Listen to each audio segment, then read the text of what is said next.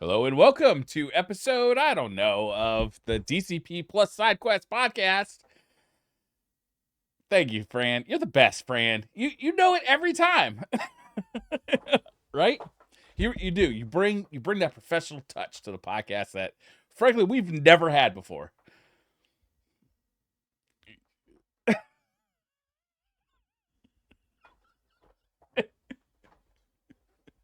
Yeah, it's covered. We're good. We are good. We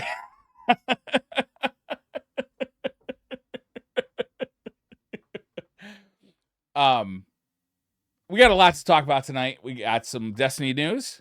What is the game that you were playing the other day on Twitch? It's the over-the-top Diablo kind of looking thing. Thank you. I want to hear about that because I was watching you play. It looked awesome. I hope it is awesome. Don't disappoint me, Watts.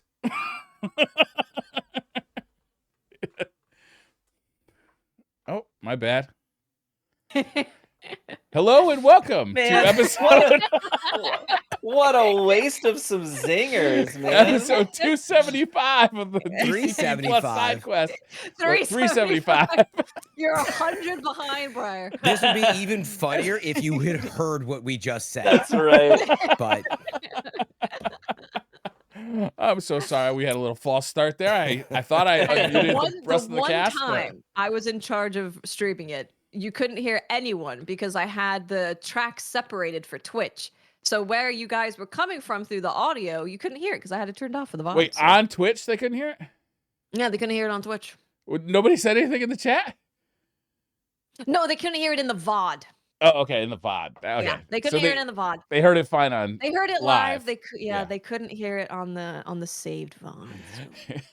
Just like, well, it was just Briar and his inner voices. yeah, that's what the show actually is. Yeah. That would have been awesome if it was just also a solo shot of Briar. And like people had no idea who was he talking to. Fran is just the Pikmin voice in Briar's head. Yes. Just, you should play This is Pikmin. true. You should play Pikmin. We do have a lot to talk about tonight. Watts, I already forgot the name of the game that you were playing. No rest for the wicked. No rest for the wicked. We got some Destiny 2 news. Fran, you've been playing Helldivers. For democracy. And TV, what have you been doing? I played a handful of stuff. I did a bunch of Nightingale when that launched a couple weeks ago. Right. I do want to hear more about that because we haven't heard from you since that came out. I'm very curious.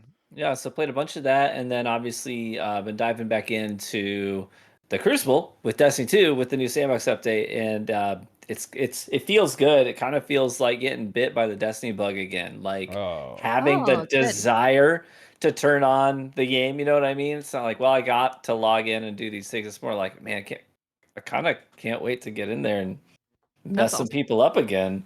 You know what I mean? So that's what I've been doing. Have you been enjoying the new sandbox? Like, what's really stood out to you as like kind of your favorite changes so far? Man, well, they really did just rewrite the ground rules of PvP. Yeah. So it's a lot. And I think one of the things that I really enjoy the most is the freedom that you have to. I mean, Destiny was just filled with so many things that could just kill you so fast and required so little effort to do so. And they've really tried to minimize those things and say, okay, well, if you're going to pull off the optimal kill, then you need to perform optimally to do it, right? So they're taking out the forgiveness there. So that basically means that if you're dialed in, if you're in the zone, you're hitting your headshots, your movement and placement is good, then there's nothing that's not nothing, but there's a far fewer things on the map at any given time that can just insta derail you. And so I feel like I'm able to really kind of get some streaks going on and feel like I'm really falling into a good groove. So I'm digging it. Nice. Yeah, I had asked these folks last week because I don't keep up with PvP, on a month-to-month basis, etc. But I have played it since day one in 2014.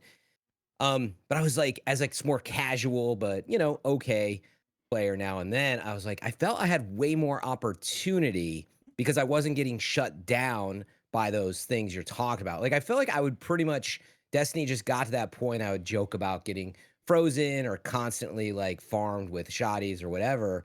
So yeah, I felt like I was getting farmed from called the special ability meta. And I played for, again, only a few hours in one single day, but I was like, I felt like I had more opportunity. And I asked them this, TV, now that I'm finally there. Do you think that that's like an accurate feeling, or was I just like lucky and it just had some good runs? No, I think that that's the general consensus. There are some people out there that aren't vibing with the changes. Admittedly, there's some people out there who really like to main a glaive, or honestly, they just like to main a shotgun. That's fun to them. They just run around the map the whole time with a shotgun out, and that's a good time. But so there are some people that are not really crazy about the changes. Maybe some people who really like to focus on ability-focused builds and having a lot of ability uptime. But frankly, there's a lot of ways in the game that you can pardon me, that you can really increase your ability uptime to sort of keep pace with the changes, because it was really only a 15% nerf to ability cooldown rates. It's not a huge thing. You're talking about a matter of seconds. So but yeah, with those things being mitigated just a little bit more, you're absolutely right. You do have more opportunities because you aren't getting insta shutdown and sent back to the spawn location as frequently. Yeah, that's what I was feeling. So we'll see. I got to hop back in. Yeah, overall, I feel pretty positive about it. There are some things that people don't love about it. Some things that slip through the cracks, like some weapons aren't getting the amount of ammo they're supposed to. Like if you like if you like high impact fusion rifles, sorry, they accidentally only get one shot instead of two. Lego did say you can circumvent that with the backup mag. So if you really, obviously it's a bug, but if you want to circumvent it, you can. That's right, but you have to sacrifice something to do that. Like you're losing out on extra range, or whatever it is to run an enhanced battery. But and then like glaives also bugged, not getting the amount of ammo they're supposed to. Buried bloodline, if you got the new exotic from the dungeon, it's like, hey, why do I only have a one shot in this thing? This thing takes like 3 perfect hits to kill someone. And it's like, it's a primary basically. So yeah, so some things slip through the cracks, but I'm sure they'll get around to addressing those. Do you feel that you noticed anything in terms of the what was it, like 45-ish% health increase and slight shield increase? But then of course they buffed some stuff 20%, like you're saying. Did you really notice that as much, or do you feel like a lot of it is just about the special ammo and ability economy? Or yeah, so as far as the health pool being increased by 30 hit points goes, in terms of its like actual effect on your gunfights, really like all the weapons got brought up to match that inflation. So you're not going to feel that with your weapons unless you're hitting body shots. So body shots are going to do basically reduced percentage of total player's health. So you're going to have to shoot more if you're not accurate. But if anything, that's creating more opportunities for you if the other guy isn't being precise. Like if he gets the drop on you and he gets the first shot, that used to be an automatic death sentence. It's not anymore. The burden is on him to perform well. Otherwise, his TTK is going to be much longer because of your health pool being greater and body shot damage not coming up to match it like headshot damage did. But also, abilities didn't really, there are some exceptions, but abilities did not get a buff to their damage output to match that increase of player health. So your grenade, again, is going to do a smaller percentage of that player's total health in damage than it used to. So things like threadling spams, you get hit by one threadling grenade and all 3 threadlings hit you. In the old sandbox, you're looking at, basically it's 45 damage per threadling. So what was that, 135 total damage or something like that? I don't know. I don't math on the fly. But anyways, then you were left with like 1 hand cannon shot and you're dead. Now, you get hit by those 3 threadlings, you've got a lot more health left in your pool total, so you can still turn it around on the other guy. Huh. Yeah, to hear you put it that way, that was nice to hear yet another perspective. I think that is what at least is contributing to my enjoyment that I did have. Things may have changed a week later, but again, like I felt like I wasn't getting shut down as much, and yeah, maybe because people have to be more precise. The gunfights have to exist for longer periods of time instead of just like you're just constantly getting shut down across the map. Like even getting sniped, I noted. I was like, I used to like hop in any match and there'd always eventually be a sniper that's shutting you down. And I was like, that just wasn't happening as much. But snipers aren't I mean, they're not there right now. So they nerfed snipers. They nerfed them by 15% aim assist. And then in addition to that, obviously the special ammo changes as well. But shotguns got buffed. So they're actually more lethal right now than they were in the previous sandbox. They just don't have as much ammo. But snipers didn't get the same treatment. They went the other direction with snipers, which is kind of peculiar. I mean, I sort of get it. Some people argue snipers were too easy to get that headshot with. And I don't really have like strong feelings about that either way, honestly. But for just a snapshot to let you know where snipers are falling in the current meta, this past weekend in Trials of Osiris, shotguns accounted for a little over 2 million final blows for the weekend. Sniper rifles in an elimination game mode, right, where snipers used to be very popular choices. They had I think it was like 250,000. Wow, Wow. that's a huge difference. Total. That's It's a like this. big difference. It's the same amount of kills as heavy grenade launchers got for the weekend, and that's a Whew. weapon only one person can use in the lobby one time a match. Wow. That's wild. That is crazy. So I'm interested to see long term where sniping settles into. But after a knee jerk week and a half later, they're not looking so hot. It's always been so hard to balance all that stuff with the Oh yeah, between definitely. they've never stopped trying, right? It's like between how much special ammo there is, how you obtain special ammo, the power and the ease of use of both shotguns and sniper rifles, kind of in particular. It's a difficult challenge. I don't envy them that position. It's tough. No doubt. And in sub level, like just change is good, right? It's like just lowering and raising power levels of different subtypes of weapons or weapon types in general. I think it's good because it just changes the meta, which changes, what people play with, which can be good on its Breaks own. up the monotony for sure. Yeah.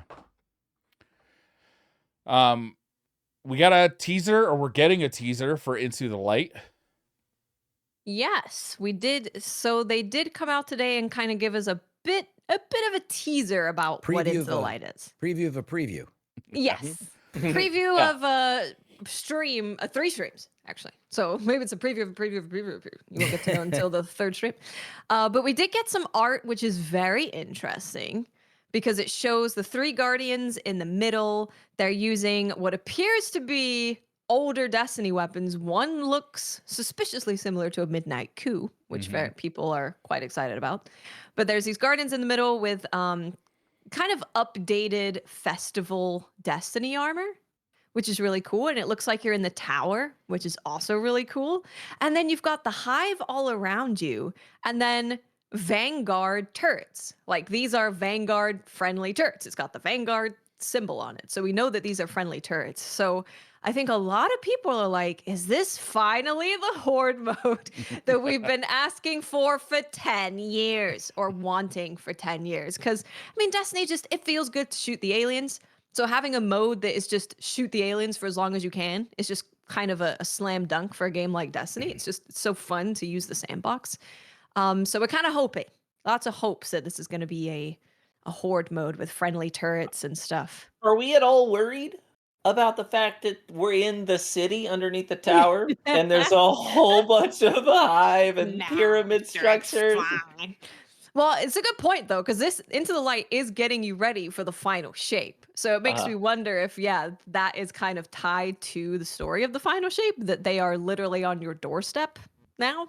Are you having to keep them away? Maybe. Yeah, making the fight feel really imminent threat there. I hope so. That would actually I think that would be good for the final shape story. Because currently it's just like, there's a floaty guy, there's like a hole in the Traveler.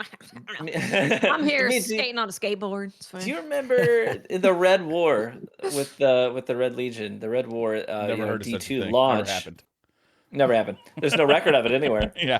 But D2 launch, I will say some of the cooler encounters were actually like at the end of the main quest line when we came back to the city, and we, with like a strike team with the Vanguard, and the friends we'd collected out in the wilderness, we come back and, I got the Colonel in there. But then we're like jumping from rooftop to rooftop in the city, as we make our way to Gaul. That was so cool to be that like. That was a cool part of that. It was in cool. the city. And like your friends were on the rooftop and like. Yeah. That was cool. Yeah, it's always cool. I feel like I'm always happy when I'm in the city. And I think it's one, like, it's just it's a cool looking environment, but Yeah. also it just it does make it feel closer to home where everything else is planets away from your home. So yeah, I do like what I'm seeing here. I'll make this image the thumbnail for this podcast just so people know the image we're talking about. But on the Yes. far right of the image, where there's like a witch and a knight, Yeah. there's like this kind of green section behind all that. Mhm. Is that part of the city, or is that like part of like some kind of hive infestation of the That city? looks You think? suspiciously hive green. Right? Doesn't it? Mhm. They Yeah. do like their green. It's just a guardian reloading his necrochasm back there. That's all. That could be. It could be. I don't know. It Yeah, looks maybe that's interesting. where they're spawning. Could be a spawn point. Yeah.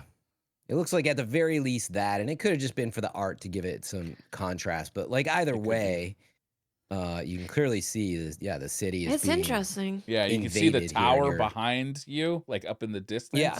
And you can Yeah, see all the you're in the Dorito streets. ships in the Yeah. sky as well. There's pyramid stuff everywhere. So Like- this really is like the threat is here, A which is city cool. under siege. City under siege. I like it. Yeah, Yeah, like you guys were. Go ahead, Fran. Sorry. No, you go, bro. I'm wondering if there's going to be like this one last ditch effort to like kill us before we go chasing after the Mm. what's his name again? You know, The wit. The witness. Witness. Thank you. Are you on the right podcast, the Destiny? Destiny.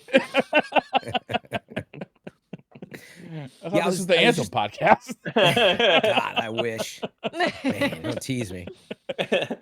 Yeah, I was just gonna say. I mean, I think you guys hit it on the head, and like the image is not too subtle. Like, yeah, you're in the streets with Yeah. Vanguard turrets protecting the city behind you with the tower above you.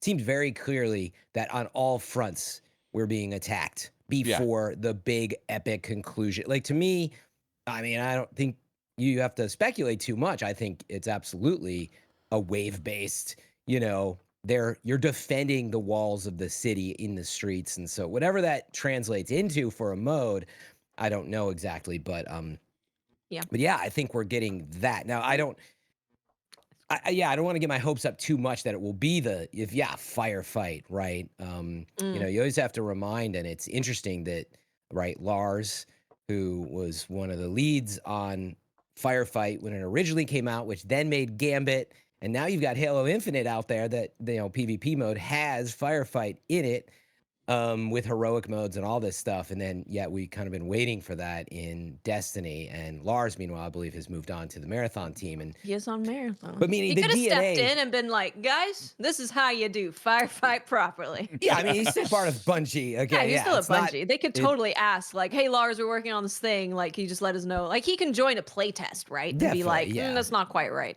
And the main point was like it's in their DNA, like regardless of where Lars is, what he's doing. It's like it is surprising that it's taking so long. So I think that's a safe bet. Is it only like a 3-player activity, which it does seem to be? Does seem like it. Yeah. Guess I don't mind as long as the balance is good for that. Yeah, maybe that's for the better, because 6-player activities can get a little bit over, like just a bit nutty, right? Where you feel like you're not contributing as much. Yeah. So Yeah. I guess we'll see on what are the dates again? April 9th is when it's officially coming. I'm actually like also hoping that, because this is supposed to get players ready for Final Shape, including brand new players. I'm hoping that they add some story elements, like while you're playing, even if it's just voice lines of They like got to do a giving you some story image context. for this, right? Like, there's got to be something that goes along with this image. They can't just drop us in to the That's city true. fighting the It's just hive. like, go over there. Yeah. It's okay. Woo, hive. So there's got to I be don't know, some bro. story. That sounds like the story. You just nailed it. The hive run the city, and you have to protect it. Whoa! Hey, there's a hive down there. I'll be honest with you. you. This image is setting high expectations for me. Like it It makes is me actually. think It is. new game mode, new weapons, new story elements, and this is just into the light. This isn't even like, And it's free for everyone. yeah, like this is setting pretty high story or pretty Yeah, be high careful there, Brian. expectations. Right. Also, I'm listen wondering to yourself. if What do they you had to really create a expect? map for this, and if they created a map for a horde mode, how closely do you think a Horde mode map and a Crucible map, like, could they be the same map? Like, could we see a Crucible map that looks similar to this? I think Maybe. what's the one there? It does look similar. That's in the city. Midtown. Yeah, Midtown. It reminds me of it is that, similar but looking. I don't think so. Yeah. Only because of the new 3v3 map size like goals. But Well, they already told us the locations. oh, they did for the. That's In right, they a- did for the new map. Yeah, we right? know the ones that are coming. Yeah. But no, I don't think they're looking to double down anyway. I mean, if anything, I hope that Bungie's learns its lessons. Like, you don't, as much as that sounds like, oh yeah, maybe we could double down. Like, don't double down. Go out, design focus. This is for this mode. Don't pull the like, oh, what was the event where we used to be above the city? Was that that was that the summer?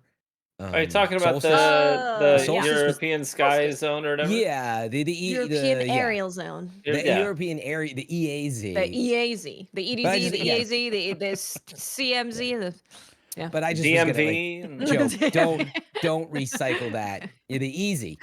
Don't recycle that into, a map for other stuff. I thought hopefully they've learned their lessons on stuff. Well, like that. we're not gonna have to think about what's going on for very long because this coming Tuesday, they are going to be doing a stream at 10 a.m. It's their first one where they're going to be telling us about what we can expect of Into the Light. And they said they're doing 3 streams. So they're doing it in consecutive Tuesdays. So the first one is March 19th.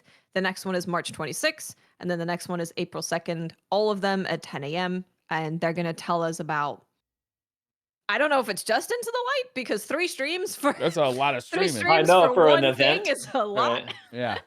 But yeah, yeah, this is exciting.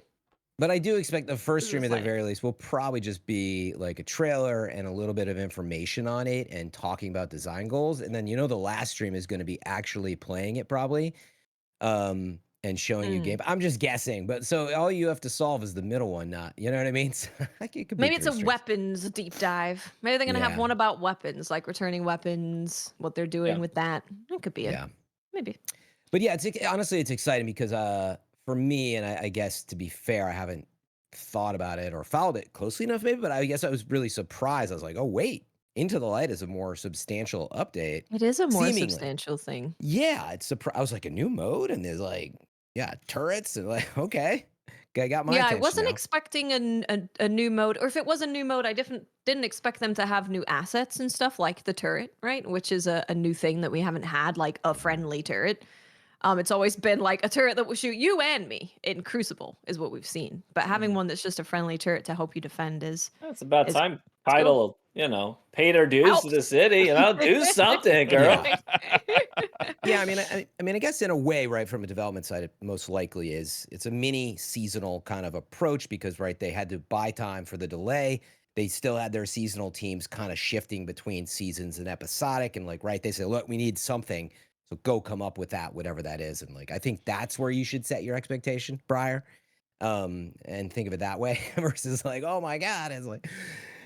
New story. You're right. I think it'll be that, and it is, free for everybody, right? It is free for everybody. so, Yeah. but The that's whole good. idea is like just getting everyone ready for the final shape. So if you are interested in playing the final shape, you as a like brand new player can join this thing for free, see what you think, and be like, oh, I'm ready. Are they Free is cool. any bets if they're gonna have an event pass that you can upgrade to with a special shader as part of it? I don't know. I'm not I don't betting know. against that. Because it's not an event, but maybe. Yeah, maybe. Yeah. Maybe. We'll see. Yeah, I mean, it will come down to like what can you earn that's free versus is there going to be like I would expect a monetized path as part of it, but I don't know. You know what you Maybe- can maybe get just for some free, Eververse friend? stuff. You can get Th- Twitch drops. That's true. A diamond medallion.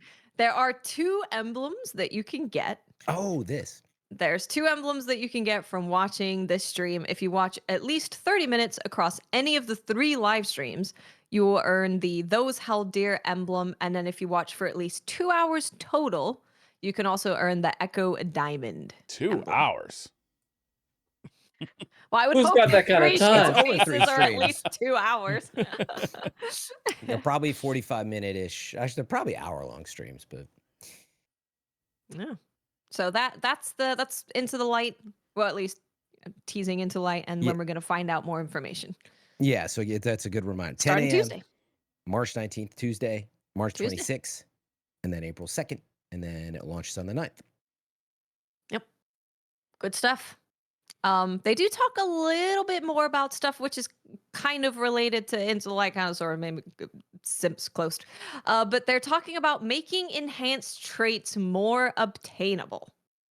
So I don't know how to feel about enhanced traits a lot of the time because I'm like, it always makes me feel like even if I get my god roll weapon, I'm still gonna want to craft the weapon to have enhanced traits. Whereas if enhanced traits didn't exist, crafting would be more so of a thing of like, oh, you didn't get your god roll, but now you can craft it, so nice. And then if you do end up getting the god roll drop, you're like, oh, I'm really excited. But now you get it and you're like, oh, well, I guess I'll do until I can get enhanced traits. But they are making them more obtainable, which I think is a good thing. So they just want more players to have more access to enhanced perks so that they can make their favorite gear even more capable. So they are doing a full switch up with the final shape, which they're not ready to talk about yet. But the new and reprised weapons you collect from the Prophecy Dungeon and the Guardian Games All-Stars, as well as new weapons in rotation for Iron Banner, Trials of Osiris, Nightfalls, will all retroactively be enhanceable when the final shape releases on June 4th. So to let you know which weapons are going to be available, from Trials, you've got the Prophet Scout Rifle and the Summoner Auto Rifle, which the Summoner you can chase after tomorrow in Trials. It's Summoner Day. It do be shellapping too. I've seen some clips and I'm like, I'll play Trials tomorrow. Check it out. Iron Banner is Tusk of the Boar grenade launcher and multi-max submachine gun. So that is multi-max coming back, and that will be in an Iron Banner pretty soon. And Nightfall. it gonna schlap. It's probably gonna. Yep, SMGs are really good, and multi-mac was always really good. Multi-max. Nightfalls are getting the wild style grenade launcher and the slammer sword. The slammer is going to be in the GM next Tuesday. So that's a new sword. So Yeah, I was like the slammer sword. I don't remember. Yeah, slammer. Seven slammer. Guardian Games All-Stars has the Taraxa Hippos scout rifle, the Title SMG, and the Hullabaloo grenade launcher. And then Prophecy has the Prosecutor Auto Rifle, Adjudicator Submachine Gun, Relentless Pulse Rifle, Judgment Hand Cannon, Darkest Before Pulse Rifle, and Sudden Death Shotgun. So all of you people who have been farming Prophecy until your eyes bleed, you'll be able to enhance them. It's just on top of the cake. Yeah, for me, outside the incoming, near details of this enhanced stuff was just that line about while we aren't fully ready to talk about the entire weapon landscape of the final shape. That's what stuck out to me the most, is just the reminder we are going to see most likely some big changes. So probably we're all used to just like, yeah, another update, another expansion. But Lightfall did have some really big quality of life updates with things like loadouts. I mean, we should maybe go through that some, but like, what did we get that was quality of life just with that? And anyway, I just, I like to keep the optimism going. And I'm like, yeah, I expect a decent amount of that with the final shape. So it's just exciting to read that one line of like, okay, a new landscape most likely coming on June 4th.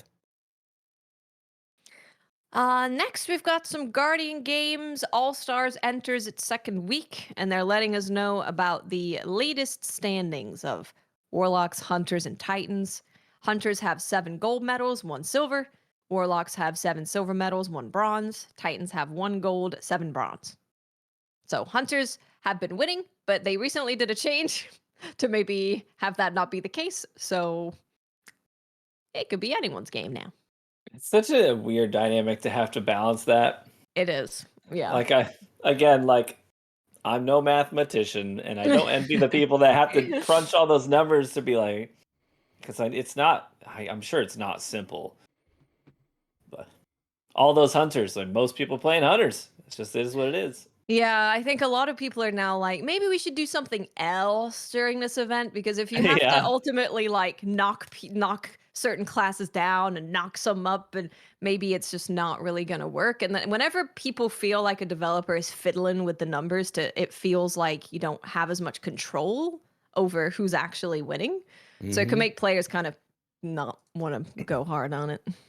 Yeah. So you said get knocked up and Get go knocked hard up. in the Get same knocked up and breath. go hard. Well, you go hard, then you get knocked up. The Titans are going to get Wrong order. knocked up by Bungie, is what I gathered from that, because they're on bottom. Aren't they always? That makes sense why they're always so strong. Have you seen them using precious scars in trials? Have you seen that? No. So yeah. one person dies. They get a res. All of them are wearing precious scars.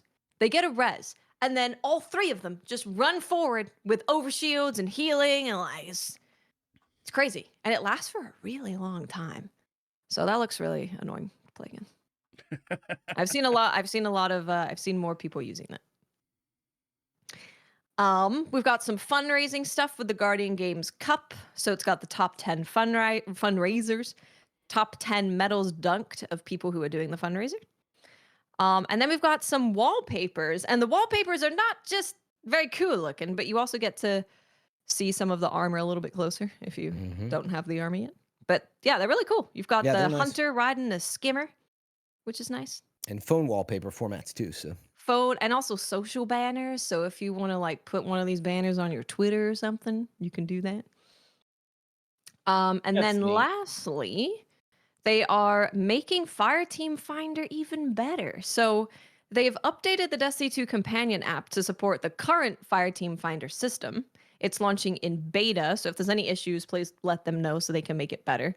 The legacy Find Fireteam will still work during this time, but our intention is to phase it out. Starting March 19th, the web version of Fireteam Finder will also be available for all players, also as a beta. Fireteam Finder on web and mobile apps bring additional features outside of the game to help you plan for upcoming events. When creating new listings, you have the option to create a playing now or scheduled listing. And then scheduled listings will not appear in-game until you activate them to become a playing now listing. You're only allowed to have one playing now listing and must be logged into the game to activate. So you can just set up cool. like a plaything on your phone. Plaything. A Love that. plaything. You can set up a plaything, a play date with your buds, or random people. I guess this would be random people. On your phone or on the web, and you can schedule it, and then you can just hop in and have it all ready to go. Yeah. yeah, like that. That's awesome. that is awesome. I love that. I mean, even with the current iteration, I've seen a lot of people in my, like, even in my Twitch chats who are like, the only reason I've got prophecy guns is because Bungie went to the effort of making sure that I could create a fire team without, having to go to some third-party website to do it. But I know a lot of people do take advantage of those resources. I would love to see the actual numbers, like how many people are using them and how regularly. But it's clearly having an impact. Yeah. Yeah, I'd like to see. I've been a big preacher about Fireteam Finder. So again, reminder to use it. You literally, can just go into your main menu and scroll over to it. It is not as a reminder. You don't have to go to the activity and then press Fireteam Finder, which is what it looks like. It literally is where your friends list is at. It's at the very top. But per that, I just would love to see them make it a more central thing, right? They really should redo the director and like just how we navigate. But I would love to see it more at the center. In other words, to get more people using it, because it's like literally an entry point, that hopefully more people would use. So best way to try it out, I always remind people, do Legend difficulty Nightfall, which is the non-matchmaking version. And every time there's people high level that are so happy to have you. That's what it seems like. And you still got to be able to like carry your weight, but you'll be fine. And you're like, holy crap, that only took me like 25 minutes. I got so many rewards. And that's just, it's almost 10 years later, which is why I always bring it up. I'm like, we've been waiting for something like that. And it does work in other places, but that's my favorite one. That's like, why wouldn't you do that? That's your weekly. Easy. Right. That's pretty much it from the TWAB. Right. But things to look forward to on Tuesday. Find out more about Into the Light. I'm not putting it as like I have high hopes for it, but I now seeing that it appears to be a lot more than I expected. I am cautiously optimistic about it. Mm-hmm. It's going to be something to do, It's and gonna be- Destiny's a live service game, and you run out of stuff to do real quick if they don't keep Yep. it, especially this late in the season. So I'm just happy to have something else to do and something else to chase. Yeah, on this note, if let's see, if Into the Light launches April 9th on a Tuesday, you're looking basically that's 2 months before the final shape comes out. When do we expect? You can now see they got a 3-week, like, oh, Into the Light's coming. Into the Light is small by comparison to the final shape, obviously. The biggest culmination of what Bungie's been doing for a decade, over a decade. So when do you think this similar, like, oh, it's starting to heat up? Final shape's heating up. I think given that, like, they're spending 3 weeks just for this, not that they have a lot of competition within the Destiny space, but yeah, I mean, I wouldn't be surprised if I'm gonna just say May 1st. Keep it simple. Well, I mean, early May we get the new maps too, new Crucible maps. The map pack drops. Yeah, is that like the 7th maybe? Or So they're just, I mean, it's gonna be like a.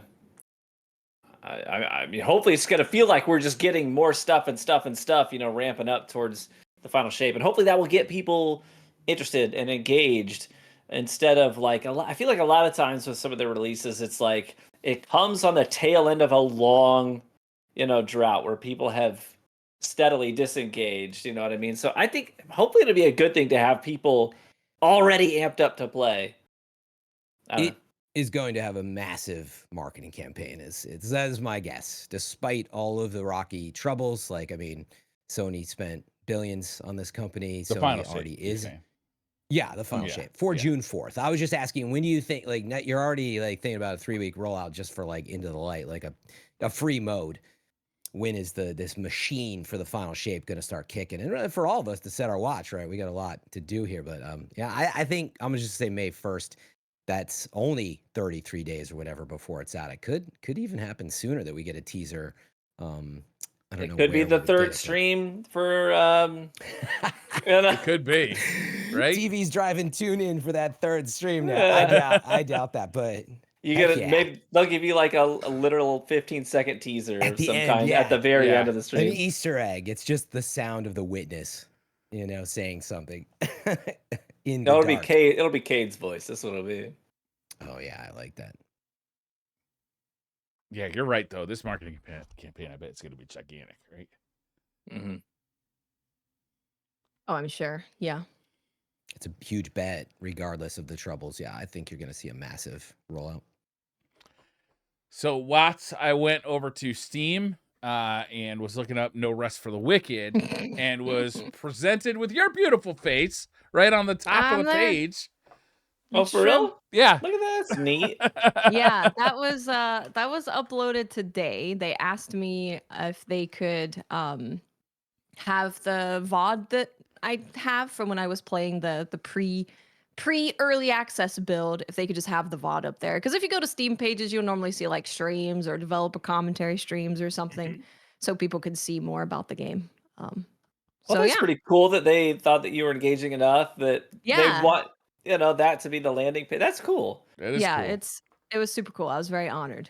Do they know about your history of cannibalism? Because I feel like maybe. No, actually. I think they're into it too, Briar. Yeah, they might Maybe. be. That was you might be in trouble, man. Bonus. Oh, that's awesome. Smart. But that was like a 10-hour stream you did, right? Yeah, I did a lot of I did a lot of it. I've played it for 17 plus hours, and we've talked about it a lot on here. Yeah. Already. So I won't go into like super detail. But yeah, it's really good. And actually, as I was thinking about it, I was like, this game is actually like a top-down Neo almost. And I didn't put that together because Neo has like Souls-like combat with a Diablo-esque loot system with loot rarities, and the loot's random and you get random perks on the armor. So I'm like, this is actually more of like a top-down Neo kind of experience.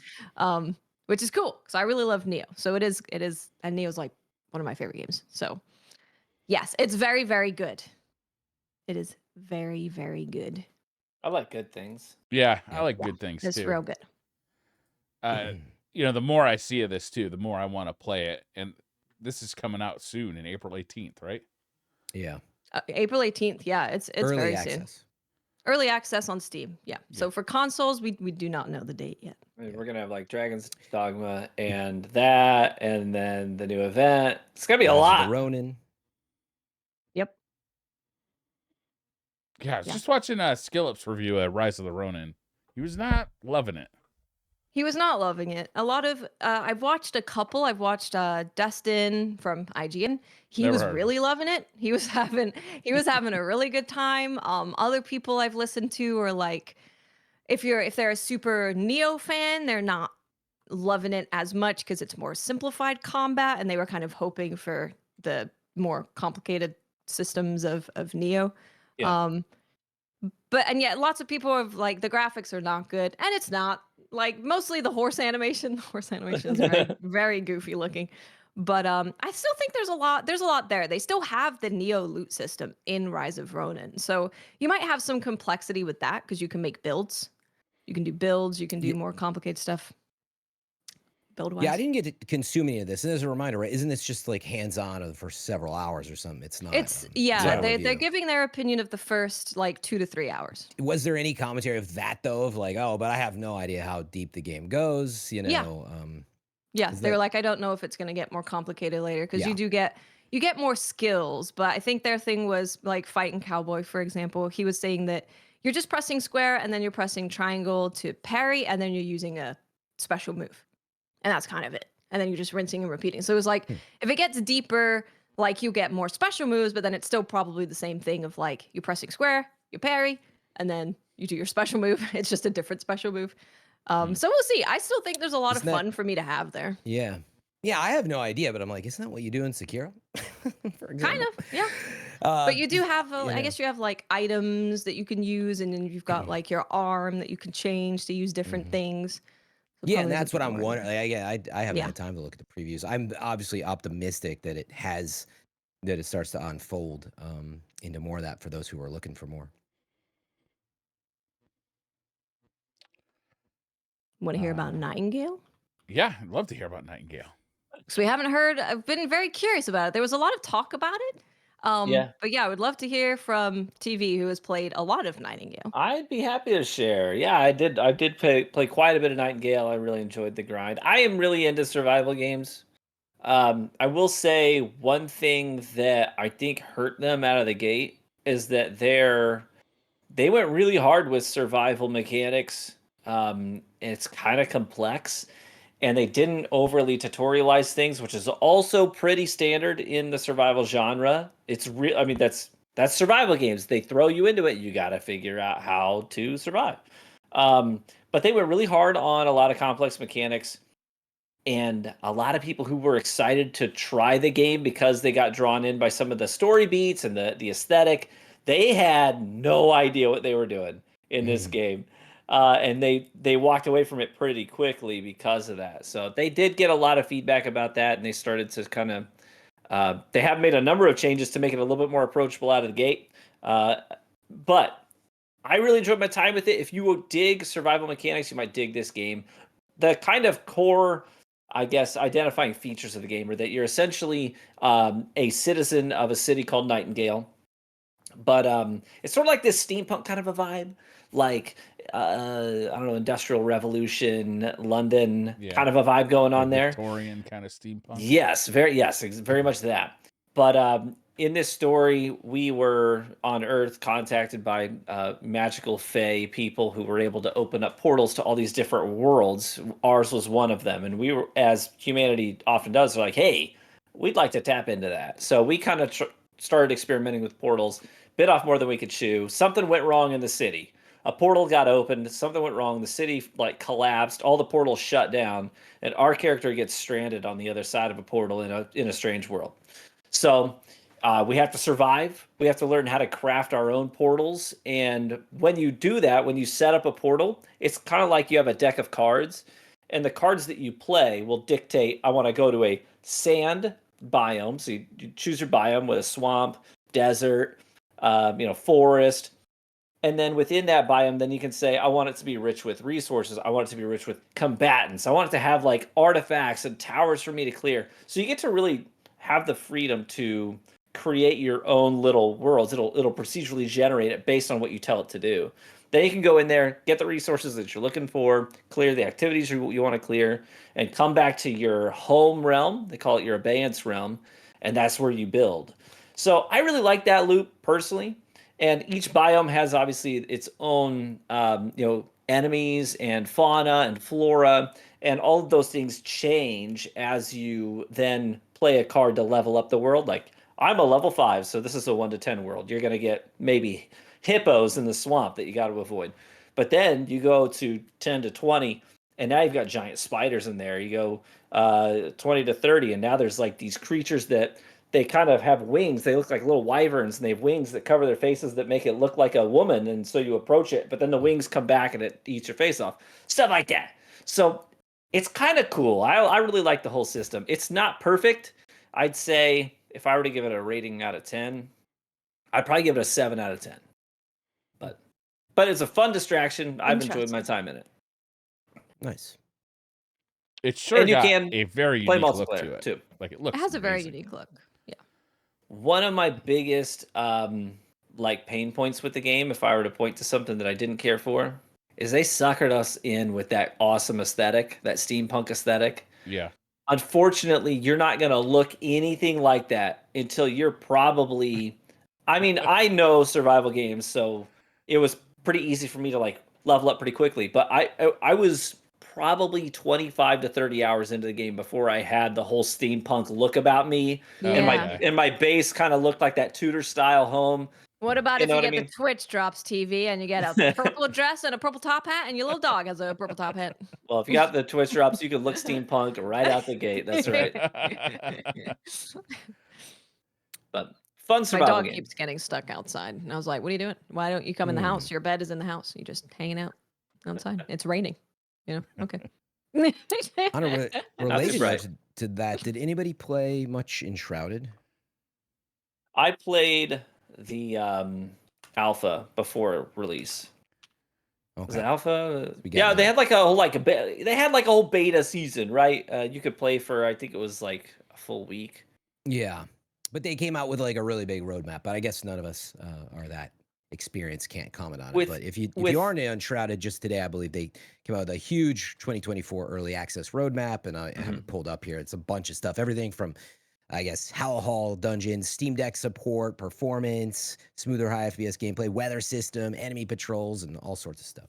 I will say within the survival community, that game's getting a lot of love. My experience with it, I was not impressed. I played it, it was me, my wife, and a couple of buds of ours. We played several hours of it together, and we just felt like it was big and empty. Big and empty. But yeah, I felt like they just wanted to create a big space, but they didn't have the resources to fill it and make it feel meaningful and impactful. What would you like? Things like animal farming, enemy patrols, weather systems, and mountain biomes. Absolutely. If they find creative solutions to populate that space and make it feel like it's got more character and meaning to it, then yeah, I can see that game being pretty good. Was that the roadmap you were just reading out? Yeah. What about replayable world quests or better quest sorting? Maybe server gameplay settings that you might enjoy, TV. I might enjoy those. You're absolutely right. Fran, you've been jumping back into Helldivers. How's that going for you? Diving for There's democracy. stuff going on.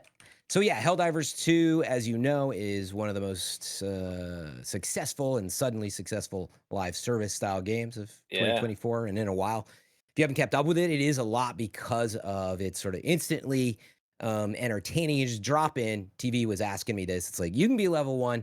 I've played for 90 hours. Let's play together. There's no scaling. Drop in. And because it has that structure, 4-player co-op is best how it's done. You don't even have to be on comms. You can quick play.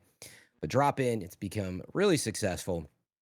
The way that it's set up is it has a battle pass system. They're called Warbonds. So the game for the $40 comes with the main Warbond. And within that are trapped weapons and armor and emotes in an exactly like Fortnite style battle pass. I don't like that personally, but is what it is. And the game does have a ton of value and is a lot of fun to play. But with that off my chest, I bring that up because their second Warbond is a premium Warbond, which you could have got as part of the deluxe edition. It's $10. Or you can actually earn in-game currency. And this is where I think a lot of players are like, okay, whatever. Fine, it's a Fortnite style battle pass, but you know what? I can earn in-game currency. I can even buy stuff in the store with what are called super credits. Yep. So the war bond for that, what you do is you grind missions. At the end of the mission, you get medals, and you use those medals to redeem within there. Oh, I'm gonna get this emote. I'm gonna get this gun. And again, it's because it's Fortnite style. You have to do page 1 before page 2. So they string you out of like, man, everybody's using this shotgun. You're like, that's on page 7, TV. Get with the program. That's 90 hours later, my friend. So there's no way to fast track that. And so again, multiple war bonds. So today, March 14th, they launched the Cutting Edge War Bond, which is all themed out like arc electricity stuff. So the first set of armor that has arc resistance up to 95% or something, which it's got friendly fire. So people are using arc throwers and things like that. And you're like, God dang, you killed me again. This should help mitigate some of that. But yeah, they have some cool looking weapons and stuff in it. We'll have to talk a couple weeks from now because I'm out next week for a GDC commitment. But yeah, I haven't got to play with that stuff yet. It launched last night at 3 a.m., but I did get to look at it. It's another 3-page war bond, and it is 1,000 credits. So again, you can earn that in the game, or you can spend the $10 and buy the pass, but you do not get the items without playing missions, getting the medals, and moving through it. Okay. Game is still very, very big. Very big. It is also worth noting in probably one of the coolest, live service. I say live service style, not because it's not live service. It's just, it's done in a different way. Like it doesn't have you grinding just daily bounties so much as it is stringing you along these war bonds, like I said. But then they have an actual game master. Everybody knows his name's Joel. He's been outed. Right, I see that, yeah. Which I hope is not his real name. Everything's fine for now, but you don't want your real name. I mean, devs have their real names out there, right? I know. Lars Bakken, how many devs do you know by name? You know their names? That was what I was thinking about. They're on their little dev interviews being like, that's their full name, that's their name. Well, meaning if I'm in, like, dude, I would love to be out there. Name, address, credit. Yeah. But if things ever you don't like what Joel's doing. But anyway, they're super communicative. The CEO is always talking to the community, but they're playing it it's like Dungeons and Dragons, set up for them. And so they have a game master, and they're lying to you right now. Now I'm going to get called a propagandist. So the whole story right now is they had apparently, and I've not seen this verified, I'm pretty sure it's true. There's in some locations, people are running into flying bugs, and they're like, the developer's like, bugs can't fly. That's propaganda. This is not true. People are putting up clips and images or whatever. And I haven't seen them yet, but it's so cool. This is where they've nailed it. They've literally got people so invested in the lore, and holy cow, we don't see this that often. There's a huge culture now. The CEO is even out just wearing a Helldivers 2 logo on his shirt.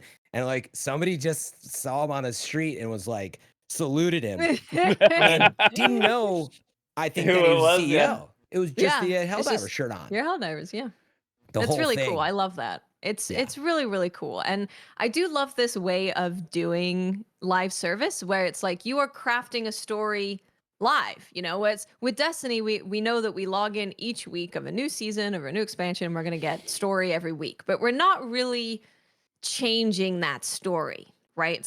It's a scheduled story. It's going to hit these beats and you're going to hit them when it gets there. But this is a really cool way of doing live service where the players are interacting with the story, and the story changes based on what you do because you have someone that's doing stuff live. You have a game master. So I love this way of doing it. I think it's very cool.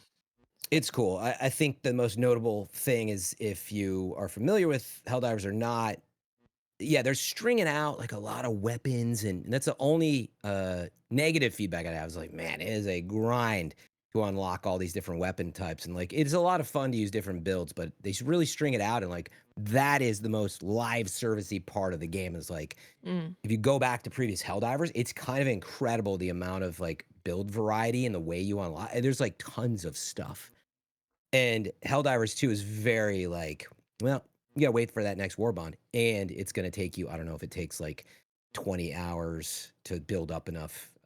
Probably not that long. For each war bond, I guess would maybe be, let's call it 10 to 15 hours, but it's a grind just to get some guns and some armor when you've already played the game, for 100 hours. So but that is, I guess, the point I was trying to make there. They've got a long road ahead of them. I have a feeling they have in their pocket like quite a bit of guns and designs and themes that this is what we could probably expect from every, I don't know if it's every 3 months or so. This has been a fast update. It's only been like a month and a half, maybe less. How do you see yourself playing this a lot long term down the road, or is this the kind of thing that you feel like you might disengage with after a while? You kind of been there, done that, or are guns enough, new gear enough to get you engaged? Yeah, that's the question. The good news is, the core gameplay, the moment to moment is so satisfying that like I definitely can always hop in and enjoy it. I definitely play it because like there's a huge viewership side and like being a content creator. It's one of the biggest games in the world right now. So yes is the clear answer on all those fronts. But from a pure like gameplay side, I think you'll see people hopping in and out both for the Warbond releases and gear, because it is exciting to try out like a new build as they sort of feed it, string it along. But they're also putting in like a new event here and there. We saw our first example of a new type of gameplay event. It was tower defense. You got to put up these termicide towers to kill the bugs on these planets. And again, like if you're not familiar, the live service part as well is there's actually a server percentage that you can see on each planet or sector that you're trying to like take it over as the community and fight back these bugs. In this case, the other side is robots, and I know they'll have a third type of enemy. So what was this like mech thing I kept seeing on Twitter? Like people were talking about mechs. Was that an event too? It was. Like, could you unlock? Like, were you able to get in mechs, or if they were on your planet on your playthrough that you were doing? Yeah. Just, so like, what they randomly there. That's what it was at first. So this is what's so crazy about it is same thing, right? There was rumors about mechs. Certainly people like looking in and finding stuff in the data, and people knew it was coming. The developers teased it, but anyway, supposedly you could find a few on some of the drop-ins and plans for a while, and then that quickly turned into you had to fight to take over and liberate a sector or planet. I forget which it was at this point. And then once it was liberated, you unlocked it in, quote unquote, real time. You did it. You got it to 100%. And then they're like, mechs are now in the game. And so as part of what they call your stratagems, now you can actually call in the mech twice per match. So it's 1 year. Is this Titanfall 3? What is this? Yeah, I mean, funnily enough, they're glass cannons for the most part. But mechs are really cool and can definitely do damage if used in the right way. And again, you can see what they're doing. They've got, I think, a lot in their back pocket. We know that we've seen clips of vehicles, for example, like multiple people hopping in a vehicle, which you can't do right now. These things are all going to just continue, whether it's, that's what I don't know. Will it be next week, next month? They've really got this like ongoing like narrative and expectation. And again, even though it's strung out, it's pretty impressive to always have this exciting kind of stuff happening in a game that's already a little over a month old. It kind of makes me think of what makes Fortnite so successful long term. Yeah. Is like, I mean, the core gameplay is still the same. Like, it's be the last man standing. But the means by which you get there is constantly changing in dramatic ways. Yeah. It's funny you bring that up because I think I was describing it to Game Sager or Rocky, if you know them from the communities. Yeah. They had dropped by and they're like, I haven't even had time to watch this. And I was like describing it to him. And I said, you know what? It's actually as well, if you don't fully process these, you're dropping into these maps. Like, it's kind of like an Apex Legends map in a way, but it's all like waves of enemies and you're trying to get from one point to the other, but it's 4 players working together to get around a map like that. Mm-hmm. You literally drop in from your ship, and try to like get to the extraction. So it feels that replayability, absolutely, you nailed it, is there, and I think that's a winning formula for sure. Yeah. Nice. Good I gotta stuff. jump into this. I bought it 2 weeks ago. I just haven't had a chance to play it. Yeah. Unless I was telling TV this at the beginning of the show, unless like you're afraid of like getting like, man, if I'm in, I gotta be addicted to it and learn everything. And if you're not afraid of that, like, it's literally just drop in and matchmake. But I think that would go fine, but way better, obviously, if you have even a couple friends to set up with. And then you can even matchmake as a group of 2 and bring in 2 more people. I really wanted to concentrate on Final Fantasy and kind of like knock it out but Yeah. I am not going to make it, I don't think. This would make a nice break. Again, if you're not worried about getting addicted, it's easy to hop in and take a nice break. The last thing I will say that they have been dealing with, unfortunately, because of its popularity, is you get kicked. It's way Still having too server easy issues? with no penalty No. to from the community. Oh, Yeah, Yeah. for loadouts, people are judging meta loadouts, but like last night I got kicked for 2 reasons, twice. The your first score time, of Majora's Mask on IGN. And hey, I give that a 9.9. The first time I got kicked, I mean, to be fair, I was streaming, but like I matched in and you're set. They make you choose your loadout each time. Hand pick 1, 2, 3, 4, double check. Okay, I don't want this shot. There's no loadouts. So I'm always very thorough, as you know, with that. So literally the people were just like out, took too long, I guess. I just got booted in the middle. I'm like, what is your plan here? The time, I didn't get to talk to him, but I'm like, Can the time it's gonna take you to sympathize. rematch, you kicked me. That's like right. without it. They didn't even like chat or it was so lame. And then the second time we were doing this new tower defense activity, and it was one of these like mic mumblers, you couldn't make out a word they were saying. They were the party host though. And clearly they were like trying to direct the action. And it was like, don't do that. And I was like, I don't know what this person's saying. And also, what we're doing is not working. So me and the person I was Are playing you the with, Swedish chef? Is that you? So we went to the other tower. There's these 3 towers you do. And as we're like walking over the other, we hear, and I was like, clearly he doesn't want us to go here, but I don't know what you're saying, man. I even put it in the mics. And then, of course, something happened that we're activating something, and you hear like the frustration finally come through more clearly. You guys are tards, blah, blah, blah, and booted. And I was like, you're going to fail the mission anyway. What is the point of this? You're so tilted. And unfortunately, there's a lot of that, and the developers are aware. They do need to do something, because it sucks when games are so popular, you get this toxicity side. Yeah. So Yeah. They can't help it. That's going to happen for sure. yeah. So shout out to the mumbling Swedish chef, whoever you were. Grow up and don't be a freaking baby. Got him. Briar, you mentioned Final Fantasy. yeah, How's it going for you? it's not going great. Are you not loving it? Not loving it. I loved Remake so much. I loved it so Yeah. much. I had like some issues with it, but for the most part, I was just so enthralled by the story, and I was just so compelled to keep going in it just to see what they were going to do next, and like how they were going to get through this. And I still want to see that. Like, I can't wait to see what they're going to do, like with the rest of this story. But man, fuck these mini games. I'm so sick of it. Like, I just want to I want a 40-hour experience of this game, not the 100-hour experience, because the 100-hour experience just feels padded to me by all these mini games, which none of them really, to me, are that much fun. Like, they're not awesome.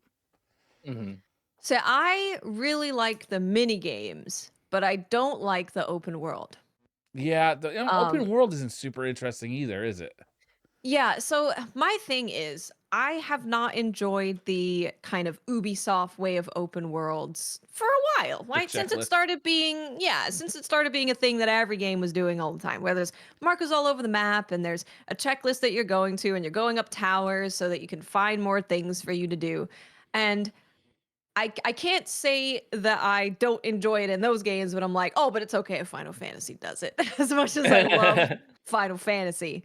So it is a little bit better in that, like, the characters are really well written and the interactions between all of them is really awesome. So Yes. that makes that stuff better, but I just don't really like that type of open world. I like the Elden Ring type of open world that we had, or the Ghost of Tsushima kind of open world, which was more close to a checklist because you did have things that you could do.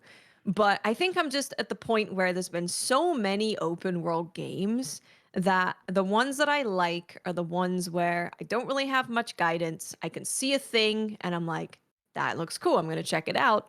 And then I get rewarded for checking it out. And like, it's more of a exploration and you're finding cool stuff open world instead of like going down a checklist to get things open world. It feels like an open world from 10 years ago, right? Before Breath of the Wild and Elden Ring, kind of like, I don't know. Like I'm okay with an open world, even an Assassin's Creed style, Ubisoft style open world, if it's filled with shit I want to do and see. You know, see Assassin's Creed Odyssey or Assassin's Creed Origins, which was, you know, oh, we get to explore ancient Egypt. Okay, like I want to see that. I don't care if it is a checklist. I still want to see everything. Same with Odyssey, right? It was like ancient Greece. I wanted to see everything, and I did. Like I literally like checked off the entire list because it was just so interesting. But I'm not Did finding you do Valhalla? What's that? No, I didn't Did you really dig on Valhalla that much. I think it just wasn't a world I wanted to explore. Okay. And that's what I find about this world. It's not a world I want to explore. I want to get to the meat of like where are they going with this story, but I'm just not like I feel like I'm playing Final Fantasy VII in slow motion.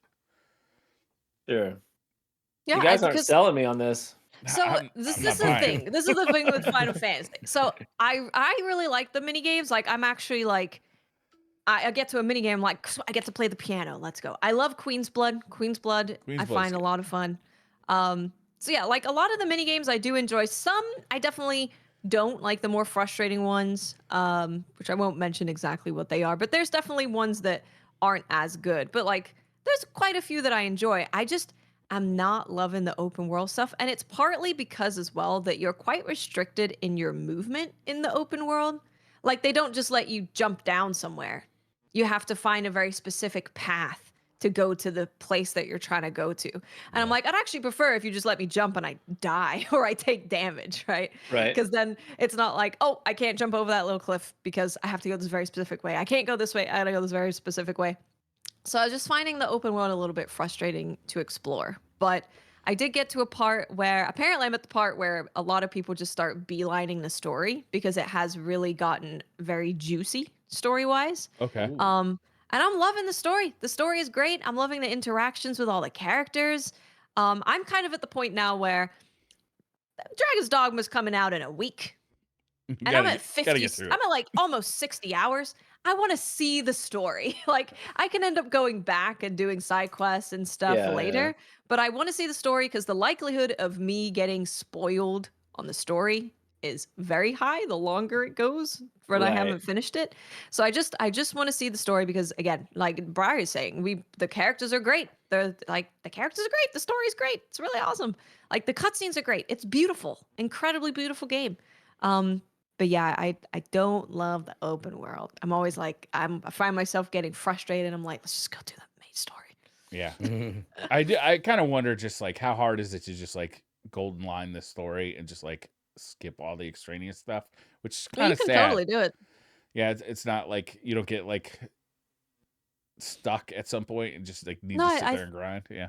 Yeah, no, I'm pretty sure you can do it. There were a lot of people who were like, 3 days later, were like, I finished the story. I'm going back to go do all this stuff. It took them like 40 hours or something. Do is just put my head down and just I want the story out of this because I want to see what they do. Right? It's like but to do everything, I mean, you are looking at 100+ hours. I don't want to do like all the side and like I feel a little sad because I'm like, some of these side quests are awesome and the interactions between the characters is so cool and they have cutscenes for like a lot of this open world side quest stuff.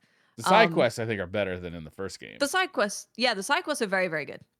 I like the side quests a lot. But yeah, I think considering how much time we have left and considering how much more fun I am having with the mini games that I enjoy and the main story, I think just beelining the main story is where I'm just going to be happier anyway. So, yeah, I think that's the plan.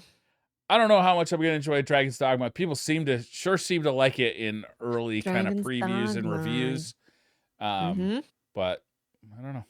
It might pull me out of the Final Fantasy. Dragon's Dogma had a very good video go up today. With Ian McShane. It was Ian McShane, presented by Ian McShane. And it's like a almost 8-minute video. And obviously, like Dragon's Dogma 2, Dragon's Dogma 1 came out 10 years ago. It's been 10 years. So there's a lot of people that did not play the first one, especially as it came out the same year as Skyrim.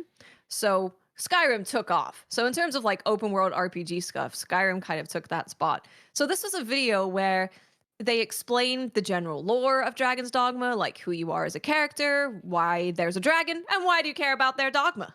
They tell you Yeah. why. They show you the different worlds and the different inhabitants of those worlds, like Beastren and elves and humans. And they go through monsters and they show you a bunch of vocation move sets. And it's just a really good video to be like, hey, you know nothing about Dragon's Dogma. Here's what it's generally about. Here's the world you can expect to get lost in and excited about. Have fun. Should So we grab a link to that video for chat? Yeah, I can grab a link for it. It's a really good video. It's really good. Really, really, really good. Yeah. So I watched that with Chant today. It was awesome. I'm gonna probably just upload to YouTube. I'm just throwing everything on YouTube at the moment. I'm gonna upload us watching that together as well. Love it. Yeah, it's great. So Briar's talking about the previews. The previews have been people being like, "Oh my god, this is the best thing ever!" Pretty much everyone. I Like- think everyone is like, "This is the best." They're I'm so talking about excited. it in a way that almost is like, whoa, hold up. Because there's, I've heard multiple people be like, best thing since Elden Ring. And I'm like, Yes.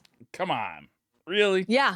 Not only that, but people being like, this open world, this world is giving me the feeling of Elden Ring because it's, Elden Ring did an open world very, very well. It was go and explore, which we talking about Rebirth, but it really incentivized you, invited you to explore the world, and it rewarded you for doing so. There was a magical experience around every corner. It was magical. Yeah, exactly. And that's what people are experiencing with Dragon's Dogma too, from what they've played so far.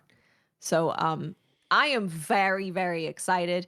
If you don't know, they released the character creator totally for free. So you can, on whatever system you want to play, whether it's Xbox, PlayStation, or Steam, you can download the character creator for free. You can make your character. You can also make your pawn, and it will just go into the game ready for you to play.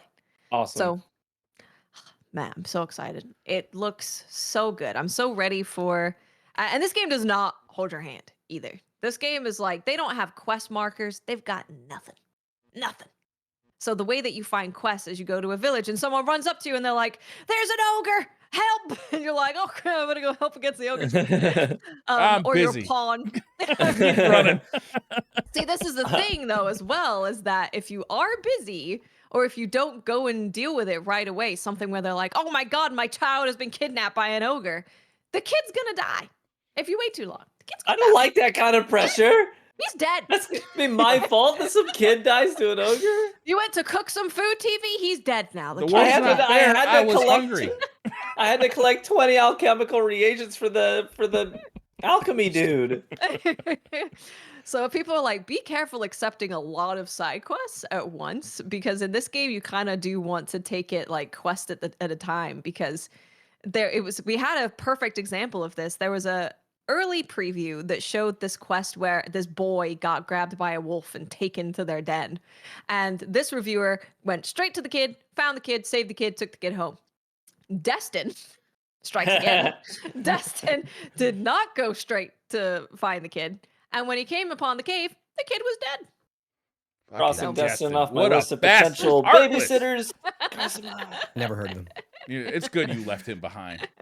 I don't even He's a remember what you're troublemaker. talking about. Seems forgettable. Yeah, I keep saying that this is like the role-playing gamers RPG. Like, you have things where an NPC will die and you have to go to the morgue to resurrect them before they end up getting buried. Because if you wait too long, they're going to get buried and you can't resurrect them anymore. Man, So it's RPG got, Fate's like- eating good this year.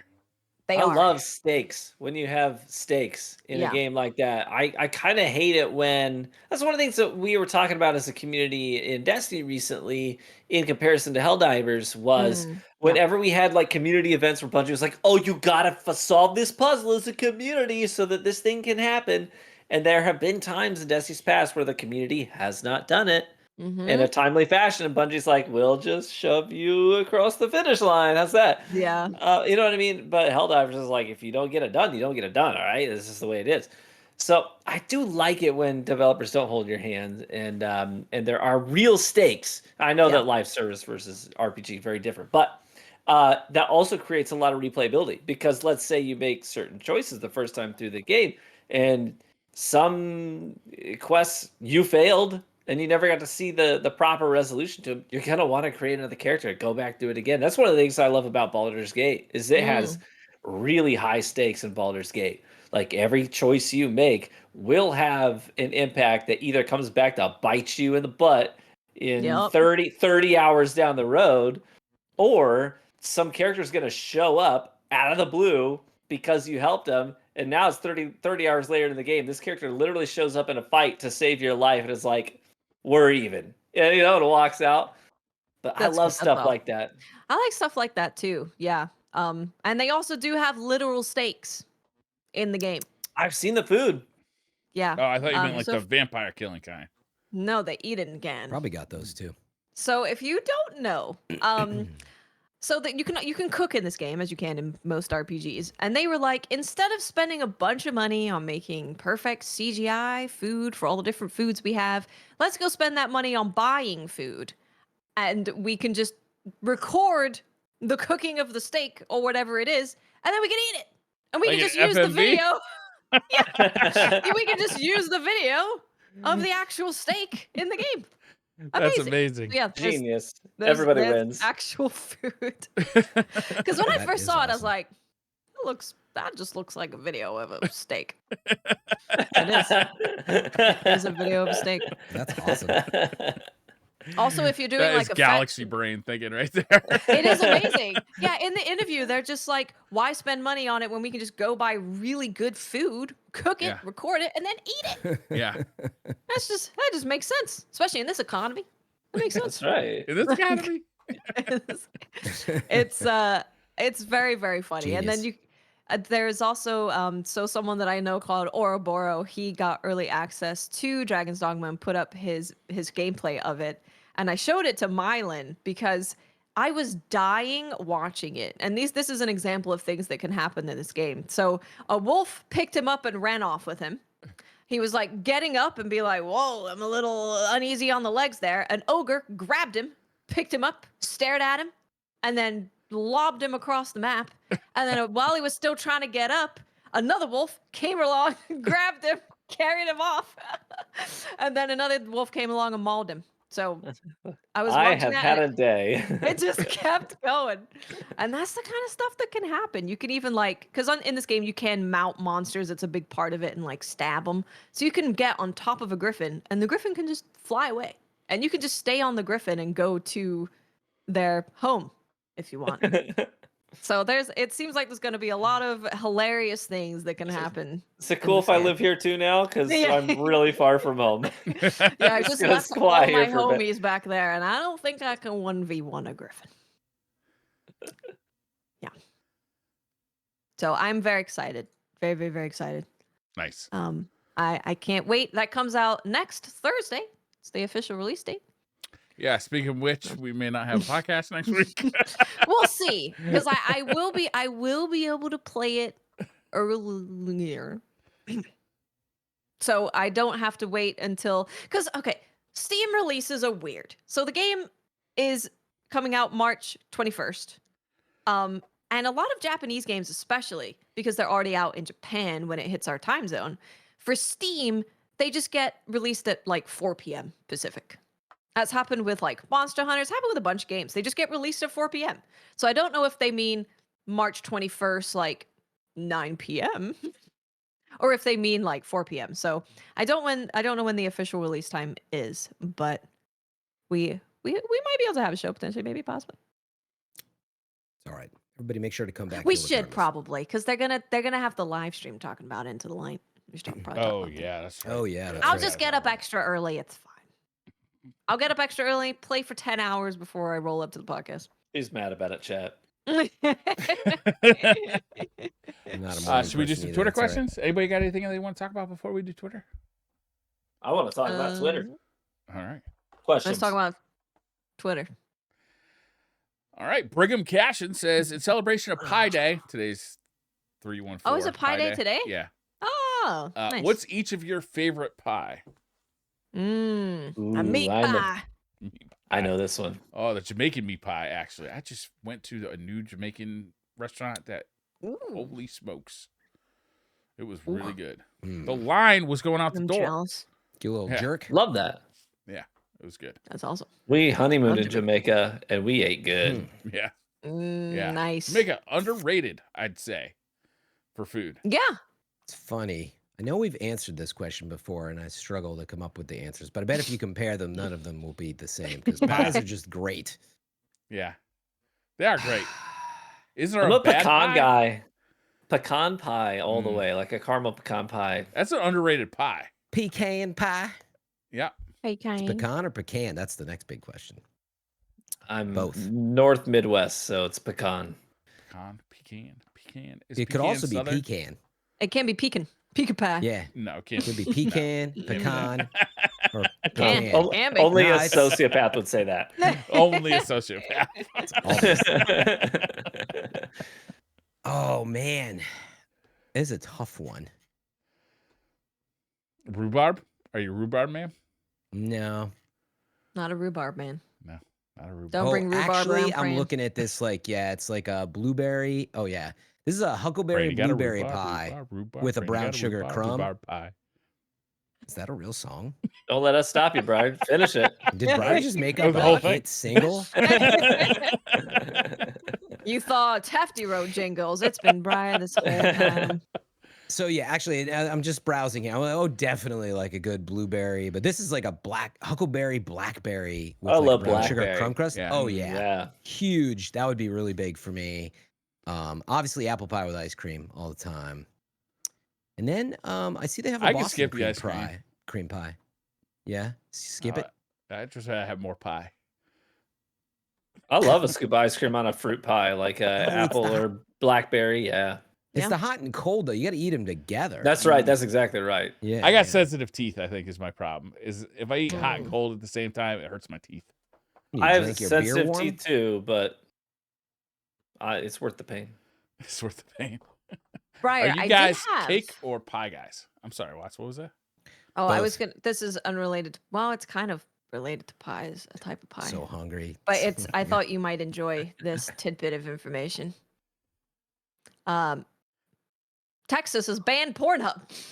I did What? hear this. Wait, did Texas ban Pornhub or did Pornhub ban Texas? Pornhub banned Texas. Yeah, Texas if- put in wait. a. Texas did a thing that made Pornhub go, nah. Yeah, fuck you guys. Wow. Thank you, Texas. And, The TLDR is For that too many people the like elected officials of Texas wanted Pornhub to verify their age before allowing yeah. access to the site. So they don't want to just take people's IDs. yeah. Like they need like an ID. They don't want to take people's IDs. So they're like, nah. Yep. in So other Screw the you, news, Texas. VPN software just VPNs. invest Yeah, that's what I was just gonna say. yourself. VPN sales in Texas have skyrocketed today. Today's podcast for DCP Live is brought to you by Sponsored by Express Texas. VPN. Be sure to use code DCP in Texas. Oh man, Yeah, we might have to. We should search for a VPN sponsorship. come on, y'all. Yeah, How people many get around it. Texans watch us? Yeah, I mean, if you're out there incognito doing all that anyway, it's pretty easy probably to get around that. So Yeah, probably. it's Unlike the pretty TikTok inconsequential. ban that's coming. Yeah. Because if you circumvent that, you going to jail. They passed that, right? Is that done? It's not done.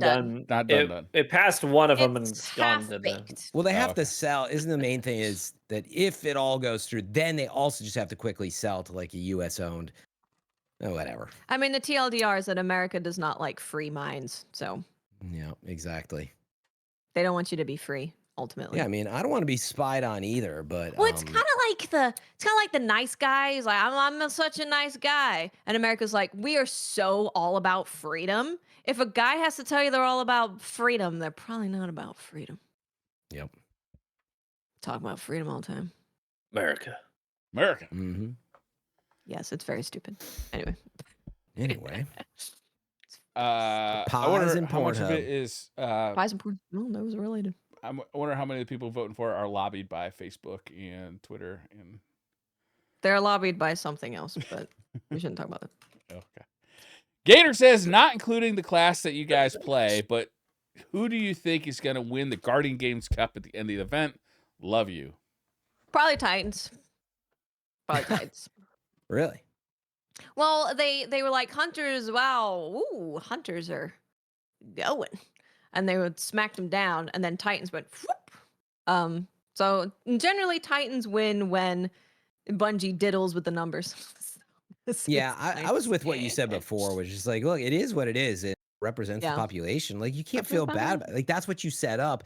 You need to change your event, not diddle with the numbers. Sure. Or make one class not obviously the best one. That's a better way to put it, Briar. TV, are you a hunter or are you a warlock? No. Well, I play everything. Okay. I What do upload you build play the videos most? for everything, but I I mean, come main on. warlock. There it is. I'm You're a a main warlock. voidwalker. Okay. I used to. Magic fingers. Actually, Well, my buddy, yeah. who knows that I'm very much into like mages and warlocks and stuff like that. He just bought me a new dice set for D&D nights. Ooh. They're Yennefer themed. They're Yen themed from. Oh, very nice. That's Oh, that's dope. cool. Those are cool. Yeah, they're actually really cool. I know that if I got super into D&D, I would just be buying those all the time. I would be going on I Etsy and knew being dice. like, "What can I buy this time?" Yeah. Oh, I bet Etsy's great for that. Yeah, Oh, I've looked at them. They've got a lot of very cool stuff there. I got real briefly into custom made keyboard caps that had like stuff in them. The Holtzmig? Holtzmig get you into that? No. After he did, probably by a couple of years, but I didn't do it. I was like, no, I don't need roses in my keycaps. Lone Wolf says, one thing they do in Halo Infinite is that you can go back and buy previous event battle passes and still earn cosmetics that you missed out on. I just wish Bungie also let us buy old season passes, or at least ones that you might have owned but never managed to complete. Thoughts? Yeah. 10 million%. We've talked about it. I've definitely complained about it. Like, I feel like I buy these passes and support because I want the story, but then like a lot of the value is mostly in the past sometimes. And I'm like, and then I didn't get to play that much that season. So then I lose out. So yes. Yeah. Helldivers also, they just brought out a new pass. You can still do the other one. It's a little bit different to a battle pass. It's like similar, but a little different. But yeah, you can still work on the first one. How do they differentiate like what you're doing? Like, is it different? You got to do different things to make progress in the different battle passes, or it's just like kill people, make progress in both at the same time? You finish a mission and then you get what are called medals. So it's a mission complete reward, and then you save medals in the bank. You can cap out at 250 right now. So that's how they make sure you don't go too far in the live service. You always got to keep playing. But yeah, then you just spend the medals wherever you want. In other words, they could have introduced a different currency per pass, per season with different. No, it's not complicated at all. You just finish missions, get medals, use them wherever you like. And again, the only difference is there's one main Warbond, there is what they're called. The other ones you have to buy, which you can use real money for, $10 if you don't play enough. But you can just earn those in the game as well. It takes a little bit. They're called super credits. So you buy the pass, then just use these medals. But yeah, there's no, other than the technicality, I would, unless you guys have a counterpoint, like, why not allow us to do it? Is it going to break the economy of something? No. Were you going to be mad that I went back and have an ornament from 3 years ago? You going to be mad at me? What would be the reasoning? Well, given how many times they bring back weapons. Yeah. maybe they don't want you just going back and like, well, I can just get this on the old battle pass. Now you're thinking. But we put it in this new activity. We revamped it. Look, Midnight Coup, but it's got a birdie tip. Yep. Yeah, I mean, you use You know a lot about that, Bernie tip? Sadly.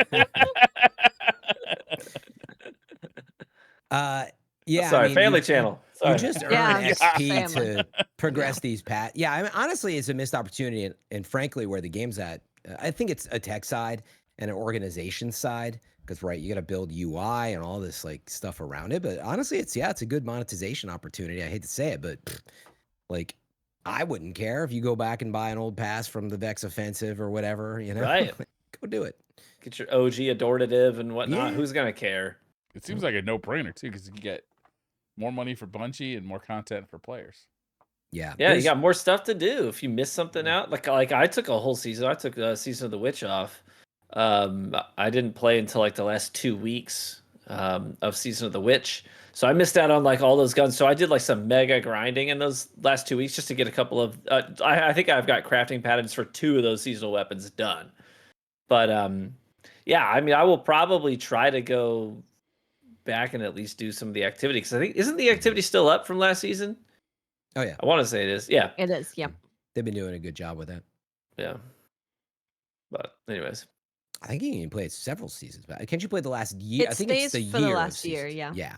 Everything since Lightfall you can play. So the pirate stuff, the witch stuff. yeah, there's plenty of stuff I've missed out on along the way. But Yeah. one of these, it's one of those things where it's like it doesn't matter a ton, but then every now and then there's just like that one day where you're like, man, I wish I would have gotten that thing, and I happen to be thinking about it right now, and if I could go get it, I would, but Yeah, you it's a can't. perfect example of like the type of quality of life thing that would go really nicely with the final shape. It's like, oh, and by the way, we have deprecated battle passes and you can go do them and whatever. You don't get the XP or some of these other things, but like you can just go earn that stuff if you want. And you can go back and look at all this stuff and claim. By the way, it's a nightmare. There's ways around it to claim some stuff that you forgot to claim. Like just fix all that basically. That'd be much needed.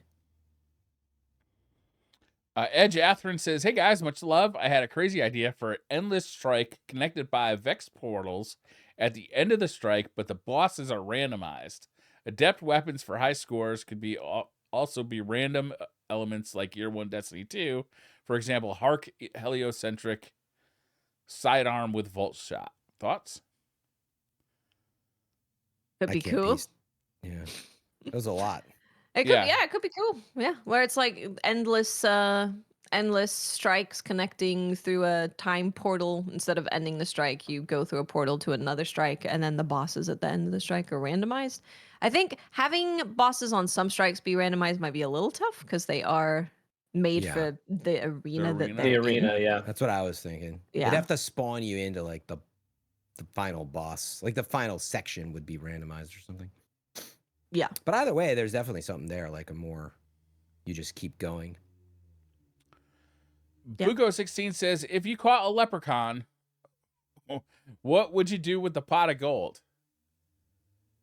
So you're gonna ask what I was gonna do with a leprechaun? And I was like, I thought what- that too. Well. That's another good question. What's I was the gonna say, you got a average few monetary ideas. value of a leprechaun's pot of gold? Like, how big is it? how much gold's in the pot? Is it unlimited? Yeah, how much money am I getting here? I'm gonna Google it. Am I cursed? Like, is the leprechaun like gonna gold. haunt me? And a I like leprechaun. it wants to know stealing factually. She wants to be sure we Dash. factually know how much gold Yeah, is in this gotta pot of know. gold. Thank God Google, right?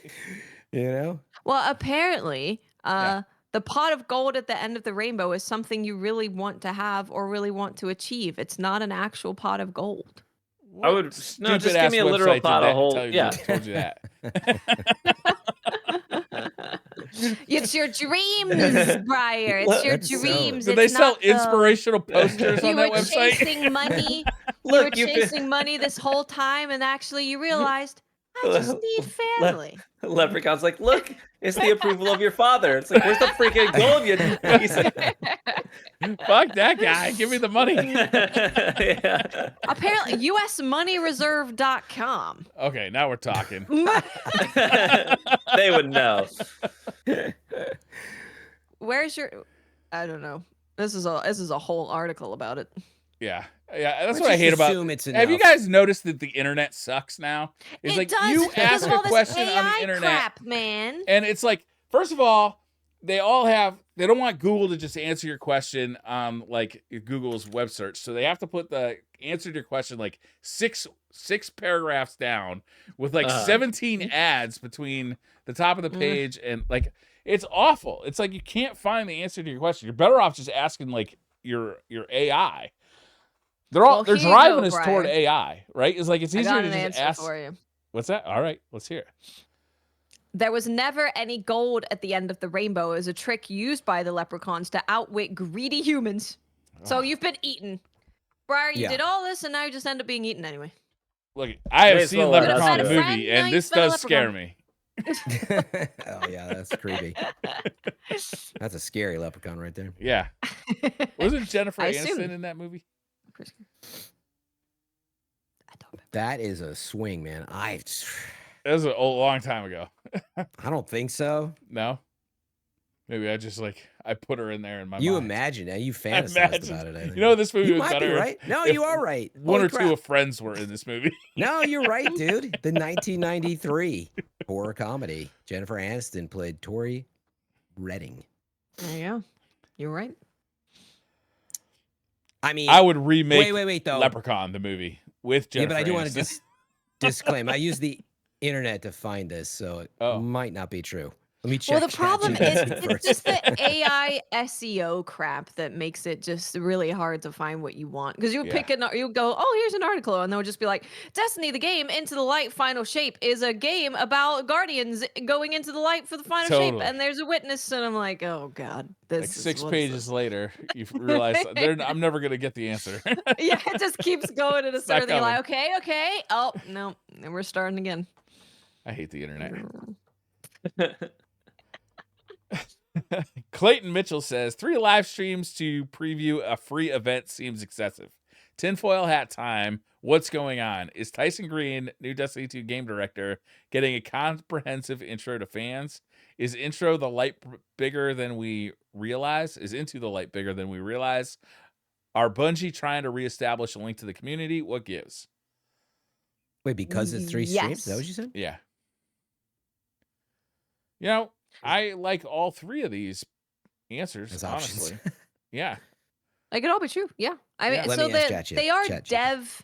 they are dev streams. So it's not like 3 showcases. So it could just be like the first stream is telling you what it is, and you have someone on to talk about creating the activity, and then you could have another person dev stream where they're talking about like what weapons are coming back and how they decided which weapons are come back, how they're changing them for the sandbox. Probably Mercules will be there with no shirt on. Oh, no I'm arms. definitely tuning in. They'd have to fly him from Florida. I don't know. It's a lot of work.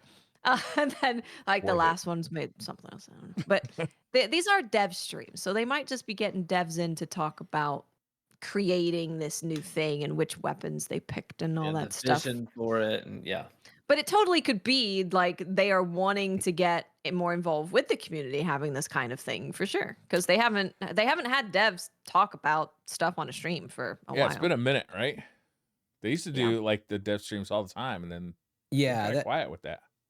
that's what I was gonna say. Is like it's not unusual at all to me. I think that they were trying to find a good opportunity to do it, but especially after all that has happened, in terms of Bungie layoffs, you've had PlayStation layoffs, the game has been delayed, so I think they finally found a good time, and maybe going back to what Briar said is maybe it's part of this overall calendar, and I'm sure that it is leading into the final shape. So this is the precursor content, and then it's going to roll into something bigger. So it's probably part of that too. They have this much bigger plan we're not seeing yet that we kind of touched on, and they're fully geared up, right? Is what I think I'm trying to say. And so they're like, yeah, let's go. Everybody's fired up. New game director, all the above. I mean, to be fair, like he's not really fully taking over until like the game launches. Is that right?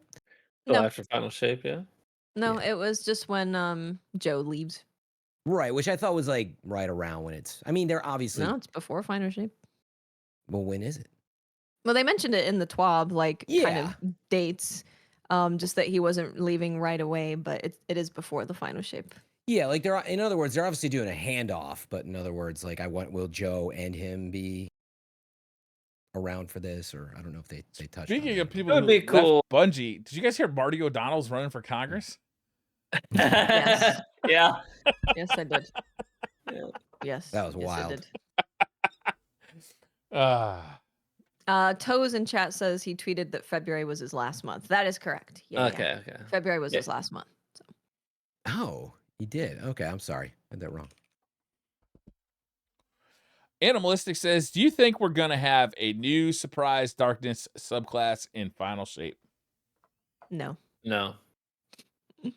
It's just that's an expansion seller. Like you want to hype up that you have a new subclass. So I don't think it will be a secret. Devarian says, where is y'all's favorite place to get ice cream? I'm going to add a modifier to this. It has to be a chain. No, come on. Yeah, got to be a chain. You can say your favorite place, but nobody's going to No know way, it yeah. because it's someplace local. So you got to say a chain as well. Like, what's your favorite chain to get ice cream? Okay. I do not remember the last time that I went out and got ice cream. I have You children. Bring it home. Yeah, Bring it that in. might be what it is. Yeah, I just I go grocery shopping and get from the grocery store. Patrick bought me some fancy ice cream from somewhere. It wasn't a chain though, but it was like a fancy Washington State ice cream place. I don't know, but it was pretty good. It was pretty good. We used to bring the kids to Dairy Queen and Friendlies, like after baseball games, like after kid events. Uh-huh. It was always fun. I always get down with, if it's got to be a chain, I can always get down with Dairy Queen. I love a good Blizzard. Yeah, Dairy Queen's great. Yeah. Fran, you don't have an Italian ice cream chain that you're. How dare you? Not really. I mean, we have plenty of local places here. I was trying to remember as well. I've never been to a location, but if they have graters, I always bring up graters. If you've heard of graters, you can find it. It's just like a super high butterfat ice cream. It is delicious. So if they have any stores I can go to, I certainly will. Nobody wants diet ice cream. Well, No. I told Come you on. I eat sort of a diet ice cream I literally pretty much Fran every makes his night. own ice cream. Yeah, it's only around 350 calories a pint, so it's lit. Trust me, it's pretty awesome. You'd Is be it? surprised. Yeah, Do you eat it by the pint then? yeah. It's Oh, big, yeah. big old pint. I mean, it's just like I do 1% milk with almond milk, and then it's got some like I do like almond milk. sweetener, like Splenda and protein scoop, which has sweetener in it. It's surprisingly good. I do mint chocolate chip. I do peanut butter. Put some Reese's Pieces cereal puffs in there on that one. Mm, Man, oh, I'm yeah. addicted to those. yeah. But they come in tiny boxes. It's like, dude, I will do. kill this whole box right now, top They to do come bottom. in small boxes. Yeah. Actually, funnily enough, the Reese's Pieces cereal, I have in a huge, it's a giant box. Yeah. So you can find the You family go size like one. Just be Costco or careful. something. No, just regular old Safeway. I think your wife is not allowing you. I don't know if you're doing the shopping or not, but it feels She's- like they Dude, definitely cereal- exist. Cereal used to get me in trouble. So I actually, part of my plan for weight loss, I started this about a year and a half ago now, where I said no more snacking at night because that's what kills me. So my new routine became I brush my teeth when I tuck the kids into bed. I do the same thing. I brush my teeth at 7:00, and then Uh-huh. I Boom. don't want to. I am too fucking lazy to brush my teeth again. So I can't Exactly. eat. That's You exactly know right. what happens? You hit up the good plant, and then you're like, I could probably brush my teeth again. That's probably okay. And then you eat I everything. think you underestimate how lazy I am.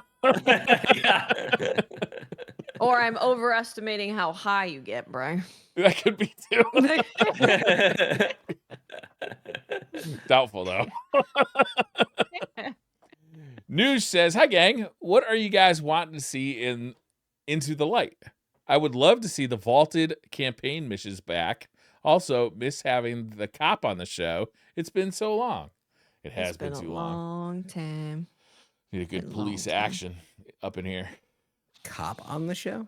Tefty. Yes. Tefty's cop. So that's a Tefty Why did I miss reference. this? Why is he? He's a cop. He's a narc. He's a Oh, cop. okay. Wait, Yeah. where did that come from? I honestly have I've been doing the show for years. I think we found out he didn't smoke pot, so we're like, Oh, Clearly a narc. I don't remember where the cop thing came must from, have been actually. before my time. I don't fully remember. I just know he's a cop. yeah. It makes sense. That's all I know. That checks out.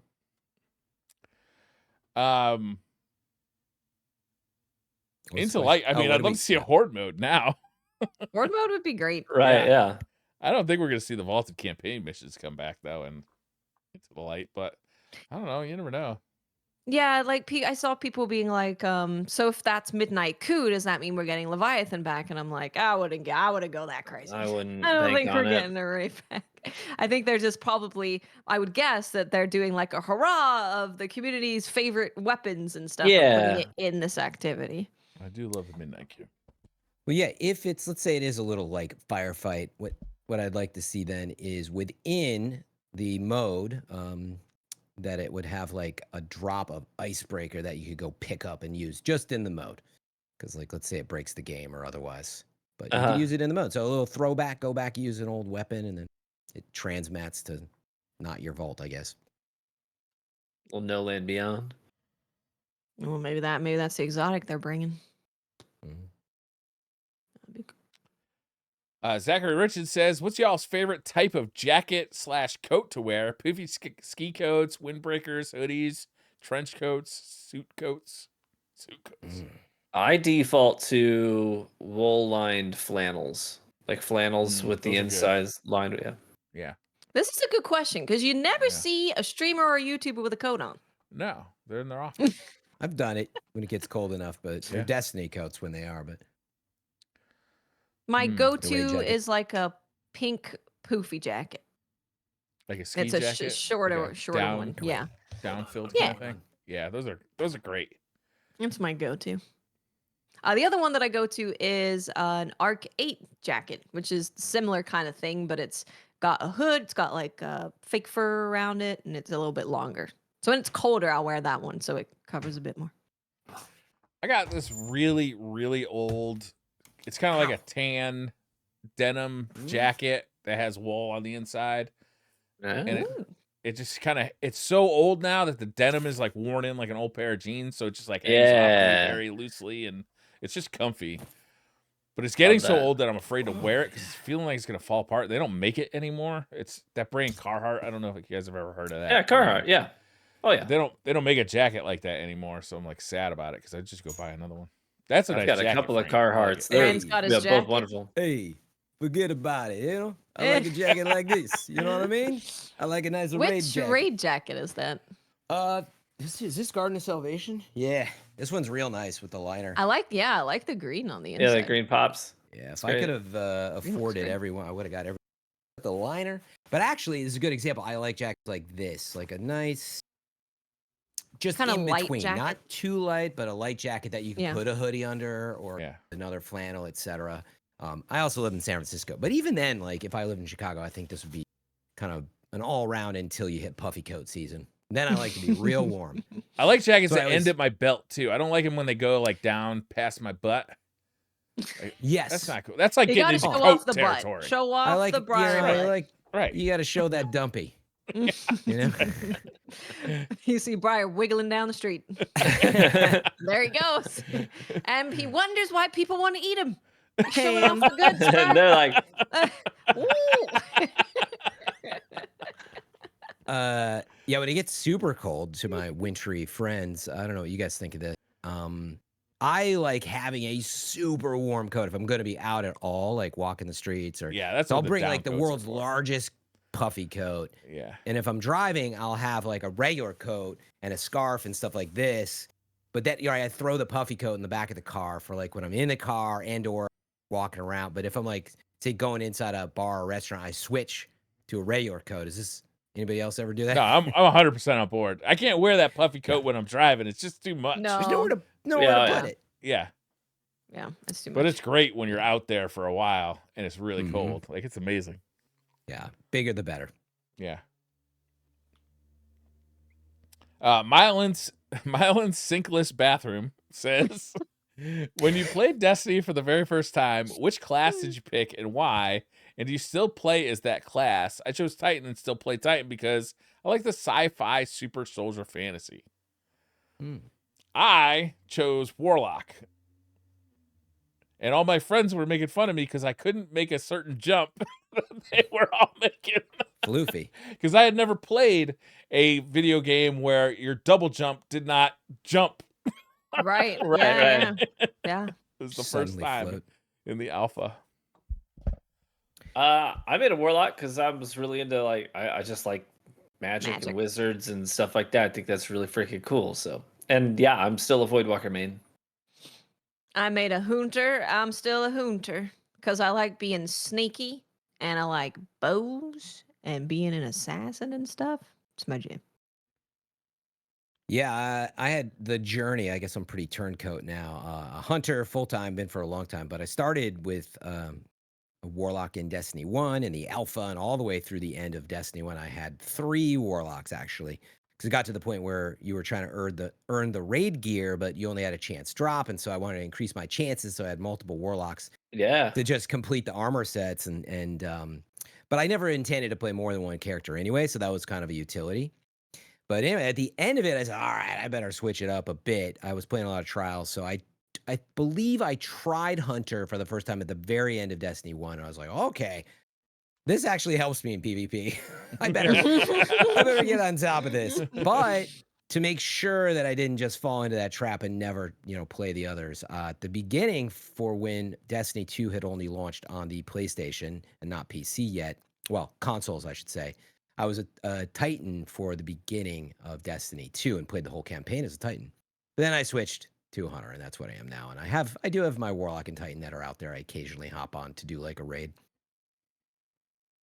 Neat. I don't really have a preference between the two good classes. They're both good. Two good classes. Rex says, if you were to have any guests on the show, for example, current, former Bungie employees, content creators, community figures, who would it be and why?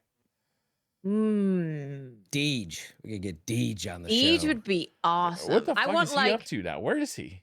He was a community manager in Chicago. Yeah. Mm-hmm. I assume he's still there. Yeah, he's still there. I would love to get like unhinged Deej though, like fully set free. Like he could talk about all the Like juicy retired gossip Deej, at 6 Bungie. years deep. I want him to lay it all out. You remember the night he was on the show and he was at the bar? That's awesome. One of my favorite Deej memories was I'd gone to like a little event with some content creators that Bungie was hosting there in Bellevue, and they'd rented out like a room in this really cool restaurant / bar place. And when it was done, like they had this whole spread for us. When it was done, everyone was leaving. We all left. And then I got outside the restaurant. I was like, crap, I forgot my phone. I ran back in, went back to the room. There's no one in the room except for Deej. And I walk in to see him stuffing cinnamon rolls into coat pockets. Whole cinnamon rolls into coat pockets. And I was like, what are you doing? He's like, don't say a fucking thing. That's all he said. And he just kept stuffing. Deej is hilarious. So funny. That is awesome. No, he was always so my fun case. to be with. Blandy Anybody McBlanderson says, you are hiking and turn a corner and you're suddenly among a group of animals. They are clearly sizing you up. Which of the following would you find the least and most scary? 1, a herd of moose. 2, a prickle of porcupines. 3, a bevy of swans. Or 4, a romp of otters. Well, the otters, I'm going to try and pet them.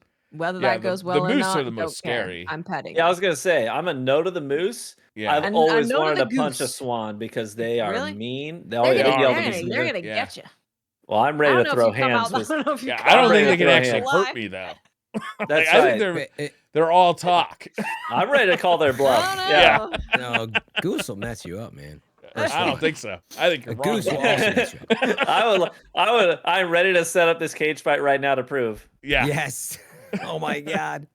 I don't know how many a bevy is, but if it's like less than 10, those goose are gonna get Okay, hold fucked on. up. How much I don't is know. a bevy of? Dude, this should be the card before Tyson and Logan, man. Oh, Dude, man. get him up there. Yeah. That would Have be you seen awesome. Mike Tyson? The dude is looking jacked. He is looking jacked. Yeah, he is. He sure is. The guy's he's wild. I can't believe at his age that they put a video out. He seemed like he was moving pretty fast. Crap, dude. What's that guy's name? You should be Logan. afraid. It's his name? It's is it Logan Paul or Sargent? Jake? One of the Jake- Logans. Jake that I Logan. Jake don't Logan. Really, yeah. Something Logan. Logan Paul, Jake Paul. I Yeah, whatever. don't think so. That dude man. has got to be the dumbest person on earth because to get into a ring with Mike Tyson at any age, Yeah. Although he's probably getting like $20 million to do it, but still, He was using a cane last time I saw him. So Mike Tyson, great. Yeah. He's gonna beat you with But- that too. that He being bit said that- Evander Holyfield's ear off. Yeah, I mean, he is. I mean, I hate to put it this way, but he's only 57. It's not like the dude's like in his 70s. Dude Yeah, is I think it's jacked right easy now. He to- is taking yeah. this seriously, Mr. Yeah, they're Paul. 30 years apart. So, I mean, it is a huge advantage in terms of stamina and stuff, I think, in terms I don't of think that's Logan's gonna come favor into there, play. But Tyson, man, I mean, exactly. Like, you also have to think Tyson has been just goated. But yeah, I mean, normally you wouldn't see two people of that age range not, get in the fight together, but in the ring together. But I wouldn't like. I'm not like Tyson's a Jake scary. Paul's stan or anything, but No. I think too many people have underestimated how seriously he's Yeah. taken this adventure and just how good of a fighter he's ended up being too. yeah, he's Yeah, I ended up mean- pretty solid as a fighter. Like I don't really like him. It's from Yeah. everything I've seen. But I wouldn't want to fight him. Yeah. Yeah, I haven't watched it. I wouldn't be the person or the expert to comment on it, but just the pure idea, of like getting in the ring with someone with the accolades of Tyson and the craze of Tyson, it's enough to be scary, even Yeah. though they're 30 years apart. Maybe you'll bite him. I mean, think of the wisdom he has. Let's at least, hope. Yeah, maybe he'll bite him. I mean, everybody's saying that it's going to be scripted and he's going to be paid to Maybe. Tyson to take the fall or whatever. But I don't know, man. I don't know, man. Tyson looks like he's taking this seriously. He's got a 6-pack again. When's the last time Mike Tyson had a 6-pack? I don't know. I don't watch his abs very often. I don't really Good have point. like a I don't weekly get ab Skype with his updates. stomach. This is your weekly ab update. Ah. Mike Tyson is a bad man, and he's coming for this dude. It's a bad man. A bevy of Titans are coming for you. Beerus says, quick, it's like a quick question. Rapid. Yeah, rapid fire. Retro or current games? Current for me. They're popping off. They're insane right now. Yeah. Briar. Current. I'd have to go current. I mean, if I had to choose between the two, luckily I don't, but I'd have to go current. Tacos or pizza? Pizza. Tacos. Tacos. This is really hard. Wow. Because I gotta say, That's just because rapid fire. Come on. after you've had like a really long, stressful week and you get pizza on the Friday, that hits differently You than gotta like any choose, other Watts. food. I'm putting in the order right now. You got 5 seconds. I'm gonna put it in. Which one do you want? Pizza? You want? Which you want? You gotta choose. I'm going to Taco Bell and getting the taco pizza. I'm getting the Cheater. taco cheese. Fucking cheeses. galaxy Pizza. brain. Oh, dude, you did forget about the pizza. That's the actually the KFC. Fortnite or COD? Oof. Fortnite. Yeah, I think I'd do Fortnite. I I would probably go have more COD. fun in Just more Fortnite fun. these days, just because they've got a lot of movement stuff. Yeah, in I there. think I'd go there too. Yeah, Fortnite. I just haven't enjoyed a COD. If I could play an old COD though, and like I was gonna say like That's OG true. rewind time and do OG COD. I'd take Yeah, that. But I'd take Black Ops 1 back in the day. glaive or sword? I'm gonna go glaive. In real life, Glaive. a glaive. that's word. Ice cream or hot dessert? Hot dessert. What's a hot? I mean, I mean, guess that's such a broad. That's range. such a yeah. That is too broad. Are you talking like I guess you go cold dessert or a hot dessert. Which one do you prefer at the end of your meal? do a blondie skillet? Get both. I guess hot dessert. I guess I get it. Yeah. I think cold dessert for me. I think it helps settle the stomach and end the Yeah. end the meal kind of thing. I think I'm gonna fall off the log there too. Cold. Mohegan 9 says, would you rather lose all the memories of your past or not be able to make new ones? I feel like both are happening to me as we speak. If I lose all my memories of the past, I'm just like a different person, right? Yeah. Just like Yeah. part of what's happened to me, I assume, has made me me. Yeah. But not being able to That's make an any new awful ones. question. That's a Yeah. terrible. People that's could just do the mean. thing where they Rude. write me a little book or like a DVD or something and just explain stuff every day, and I go, oh, okay, nice. Isn't Tattoo isn't it on it? yourself. And then I forget. It's memento. Yeah. I mean, isn't it an impossibility though? Because how could you make a memory which becomes the past? You know what I mean? Think about I'd have to watch it all the time. Like if you make a memory, it becomes the past. So I call trick question Oh. Yeah, Mohican, take that. unanswerable. Let's try. Nice try. That fooled us this time. Last question of the night. Hugo Rude 79 says, I once tried out for my university American football team, despite being the kind of person who, up to that point, had broken 4 fingers and dislocated an elbow swimming. What's the stupidest decision you've ever made? Oh, Jesus. I've made so many. That's a long list. Mine's Yeah. easy. As a kid, I used to live on a lake, and we played what was called the danger game. The danger game is when there's a fresh freeze ish, and you'd sort of see how far out on the ice you could go. Sometimes the creek, Yeah. sometimes it was the ice, and also it would snow, and you would, you just kind of go on the snow, and what you'd feel for are like bubbles, because if there's air bubbles in the lake, that's where you're going to go through. And we thought we were good at it. I fell in once and was very lucky to catch myself half in and half out. Oh, My man. friend looked at me in That's terror, terrifying. froze, did not help me. And I pulled myself out and like ran home and never, spoke to my That's parents about it until much terrifying. later. But it was, and you'd hear there was a few people that did unfortunately go under on the lake. And so, yeah, definitely that was the stupidest. we had a pool when I was a kid, one of Man. those above ground, kind of small pools. And I thought it was great fun to come home from school before anybody else was home and jump into the pool while the cover was still on the pool. So the cover would wrap around me, and then I would have to fight my way out. I thought that was amazing fun. I've done that too. I've had so many run-ins in pools. Like one time, a kid tried to drown me because thought it was fun, and then the parent was like, "They're playing." It's like, that's murder. I'm dying. It's not playing. And then another one, I was like in a pool. It was a pool party. It was a kid had a pool party, rented a pool, had a bunch of floaty stuff. There was like a long floaty thing. And I was like, I'm gonna swim. No, I think they had those, but this was like a long thick thing, and I was like, I'm gonna swim under it. That sounds fun. And a kid got on top of it, so I couldn't actually come up if I couldn't make it the full distance, and they had to jump in and rescue me because they were like, get off the thing, and they're like, kids love to try and drown people, is what I've learned. It is good fun. It's a thing. Seems to be a theme here, unfortunately. I'll break the mold. I tried to 1v1 a monkey with rabies in Hong Kong once. Oh, how'd it go? You won. You're Not still great. here. Did Not you get great. rabies? Did you get rabies shots? Not terrible. I did not. I outran it. Wow. But Holy but I crap. kid you, that's a true story. Wow. I spent a summer in Hong Kong. There's a place called High Rock. It got that name because it is literally like the only place with vegetation it's like a concrete jungle there, but then there's this one place called High Rock. It's just a big hill with trees and rocks all over it.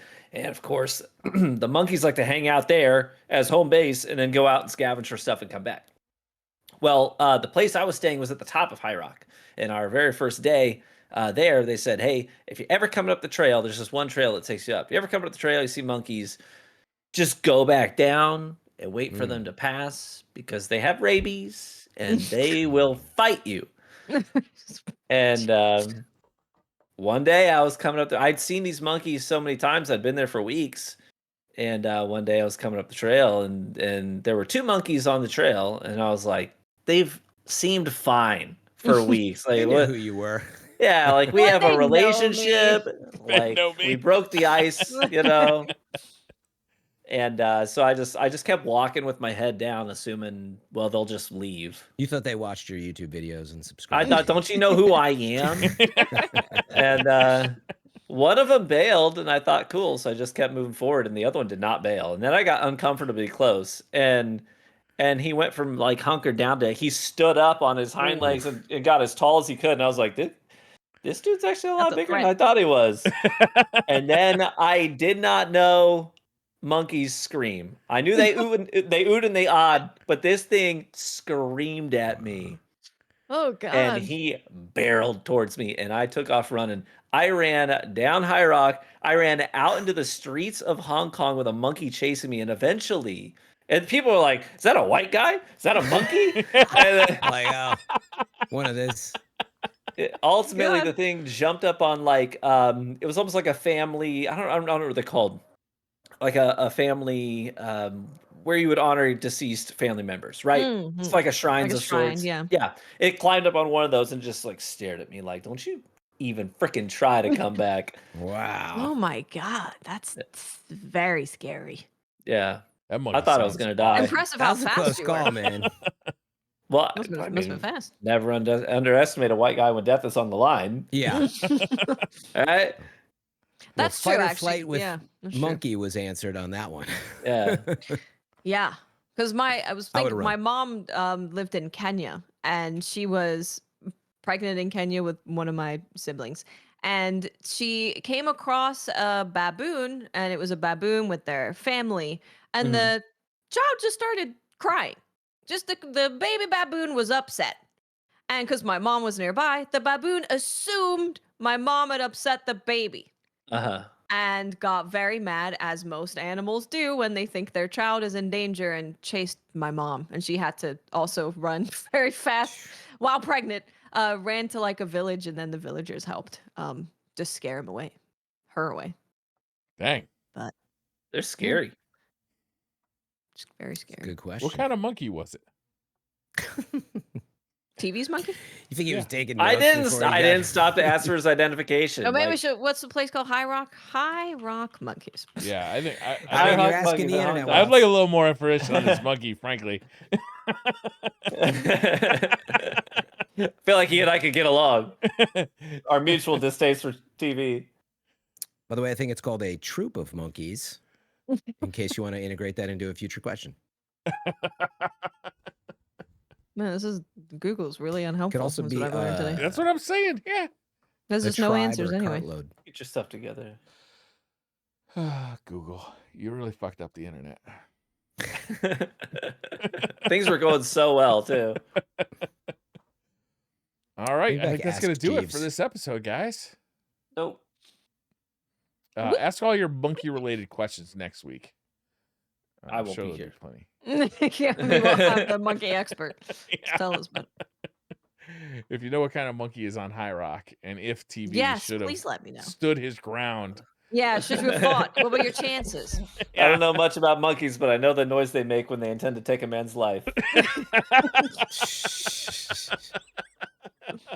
All right, guys. Thank you all for listening. We'll see you next week with Dragon's some Dogma. Dragon's I'll Dogma. be deep in there. I'll be deep in. I'll let you Have know. an awesome week. Have a safe weekend. Bye. Bye. Bye. Bye.